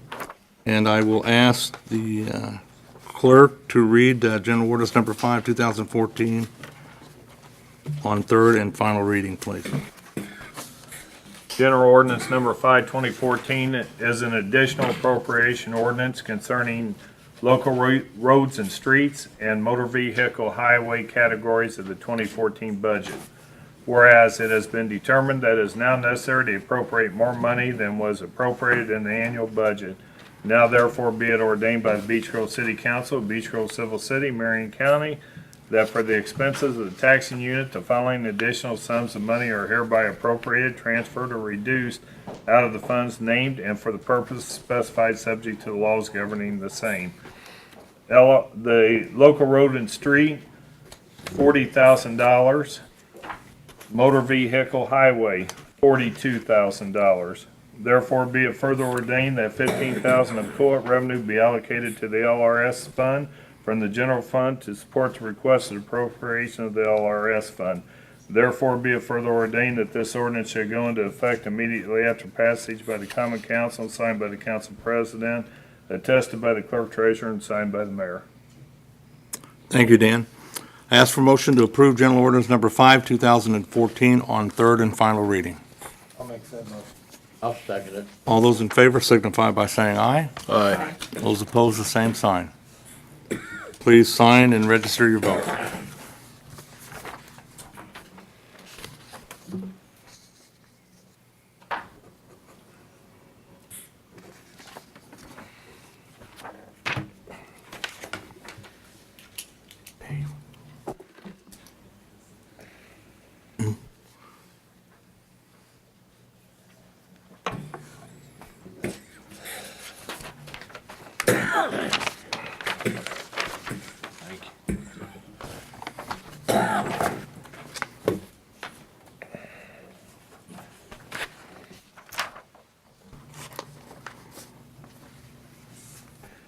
General Ordinance number 6, 2014 is up for second reading this evening. I'll ask for a motion to waive the rules and read by title only, please. I make a motion. Read by title only. Second. All those in favor signify by saying aye. Aye. Those opposed, the same sign. I'll ask the clerk to read the ordinance by title only, please. General ordinance number 6, 2014 is an ordinance that amends Article 14, employee behavior, Section 4 in the employee handbook. General ordinance number 6, 2014 is up for second reading only this evening. I'll ask for a motion to approve. I'll make said motion. And I'll second. All those in favor signify by saying aye. Aye. Those opposed, the same sign. We'll hear it on third and final reading at the July 7th meeting. Thank you. General ordinance number 7 is an ordinance that calls for licensing of hotels, motels in the city of Beech Grove. I'll ask for motion to waive the rules to read by title only. I'll make said motion. Second. All those in favor signify by saying aye. Aye. Those opposed, the same sign. I'll ask the clerk to read the ordinance in the record by title only, please. General ordinance number 7, 2014 is an ordinance that calls for the licensing of hotels, motels, or any other place of lodging in the city of Beech Grove. Thank you. General ordinance number 7, 2014 is up for second reading only. I'll ask for a motion to approve. I'll make said motion, sir. I'll second. All those in favor signify by saying aye. Aye. Those opposed, the same sign. We'll hear it on third and final reading at the July 7th meeting. That concludes unfinished business. Under new business, General Ordinance number 8, 2014 is up for first reading only. And at this time, I will defer to legal counsel concerning fair housing ordinance.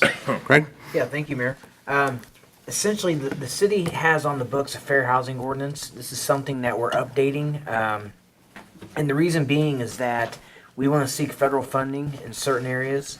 And essentially, in a previous version I saw, there was it was in bold print where the revisions were, but in any event, all municipalities have these types of ordinances to get federal funding.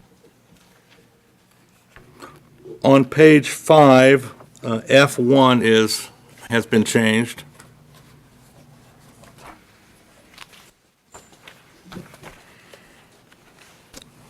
And on page 8, section 103.09 has been changed. And on page 9, there are changes. Yeah, there you go. They're all in bold. They're all in bold print. Mm-hmm.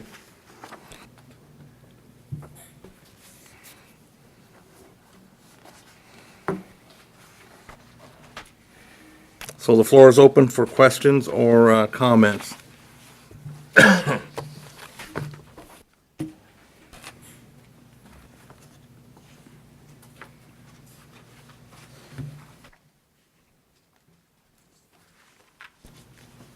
If not, I will ask for a motion to waive the rules and read by title only.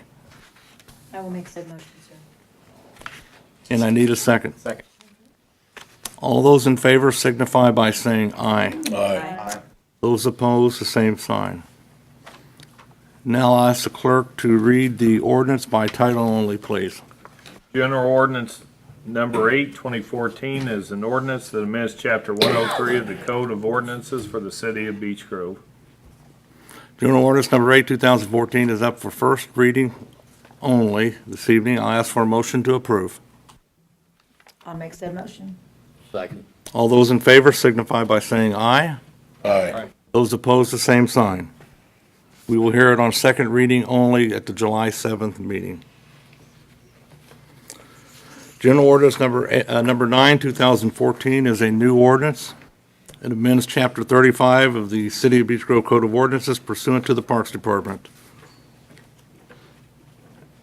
And I'll ask the clerk to read the ordinance in its entirety, please. General ordinance number 9, 2014 is an ordinance that amends Chapter 35 of the City of Beech Grove Code of Ordinances pursuant to the Parks Department. Whereas the Parks Board prepares and submits an annual budget to the city for approval, and whereas the Board of Parks and Recreation can expect subsidies pursuant to local ordinance for the operation of the park system, and whereas the Parks Director shall oversee the daily operation of the Parks Department and report monthly to the Board of Parks and Recreation, and whereas the city has authorized the installation of a telephone tower at Hartman Field, and the city generates monthly revenue from the tower. Now therefore be it ordained that the Common Council desires that revenue generated from the telephone tower located at Hartman Field to be deposited into a non-reverting fund pursuant to the Department of Parks and Recreation to enhance the condition of the parks. Now therefore be it further ordained that the Common Council desires to amend Chapter 35 of the Code of Ordinances to read as such. Section 35.015 Department of Parks and Recreation Funding. Add the following. C. The Clerk Treasurer establishes a non-reverting fund for capital improvements pursuant to the Department of Parks and Recreation. D. Revenue generated from the telephone tower located at Hartman Field shall be deposited into the Department of Parks and Recreation non-reverting fund and shall be used for capital improvements only. Now, therefore, be it ordained that the Common Council sees fit to amend Chapter 35 of the Code of Ordinances. Now, therefore, be it further ordained that this ordinance only applies to amending Chapter 35 of the Code of Ordinances and no other ordinances. Now therefore be it further ordained that this ordinance shall go into effect 60 days after passage by the Common Council, signed by the Council President, attested by the Clerk Treasurer, and signed by the Mayor. Thank you, Dan. The floor is open for questions or comments. Yeah, is this something that needs to be timeline? I know we had issues with the Public Safety Fund about beginning on January 1 or not. I would appreciate it if it started on January 1. Right now, we're just holding it in a fund, and I've got no problem with doing that. I just think it would make everything easier and cleaner to start it on January 1st. And as far as I'm concerned, it's up to the council. Everything that we've got so far, we haven't spent any of it. It can go into that fund on January 1st if you so desire. I can change the, on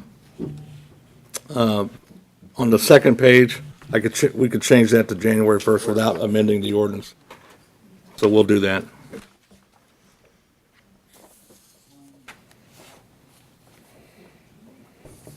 I will make a motion to pass General Ordinance Number 9, 2014 on first reading. Need a second, please? I'll second. All those in favor signify by saying aye. Aye. Those opposed, the same sign. Passes on first reading. We will hear it on second reading at the July 7th meeting. Thank you. That concludes new business. Council comments, beginning on my right. Dave? No comment. Yeah, I would like to say one thing about Mr. Duffer's comments. I really didn't mean to make light of what he was saying. I guess I was meaning to make light of a handbook that's evidently not been updated in X amount of years. Honestly, I know that candy's more than $5. And if that's on the book, you know, I had not a clue.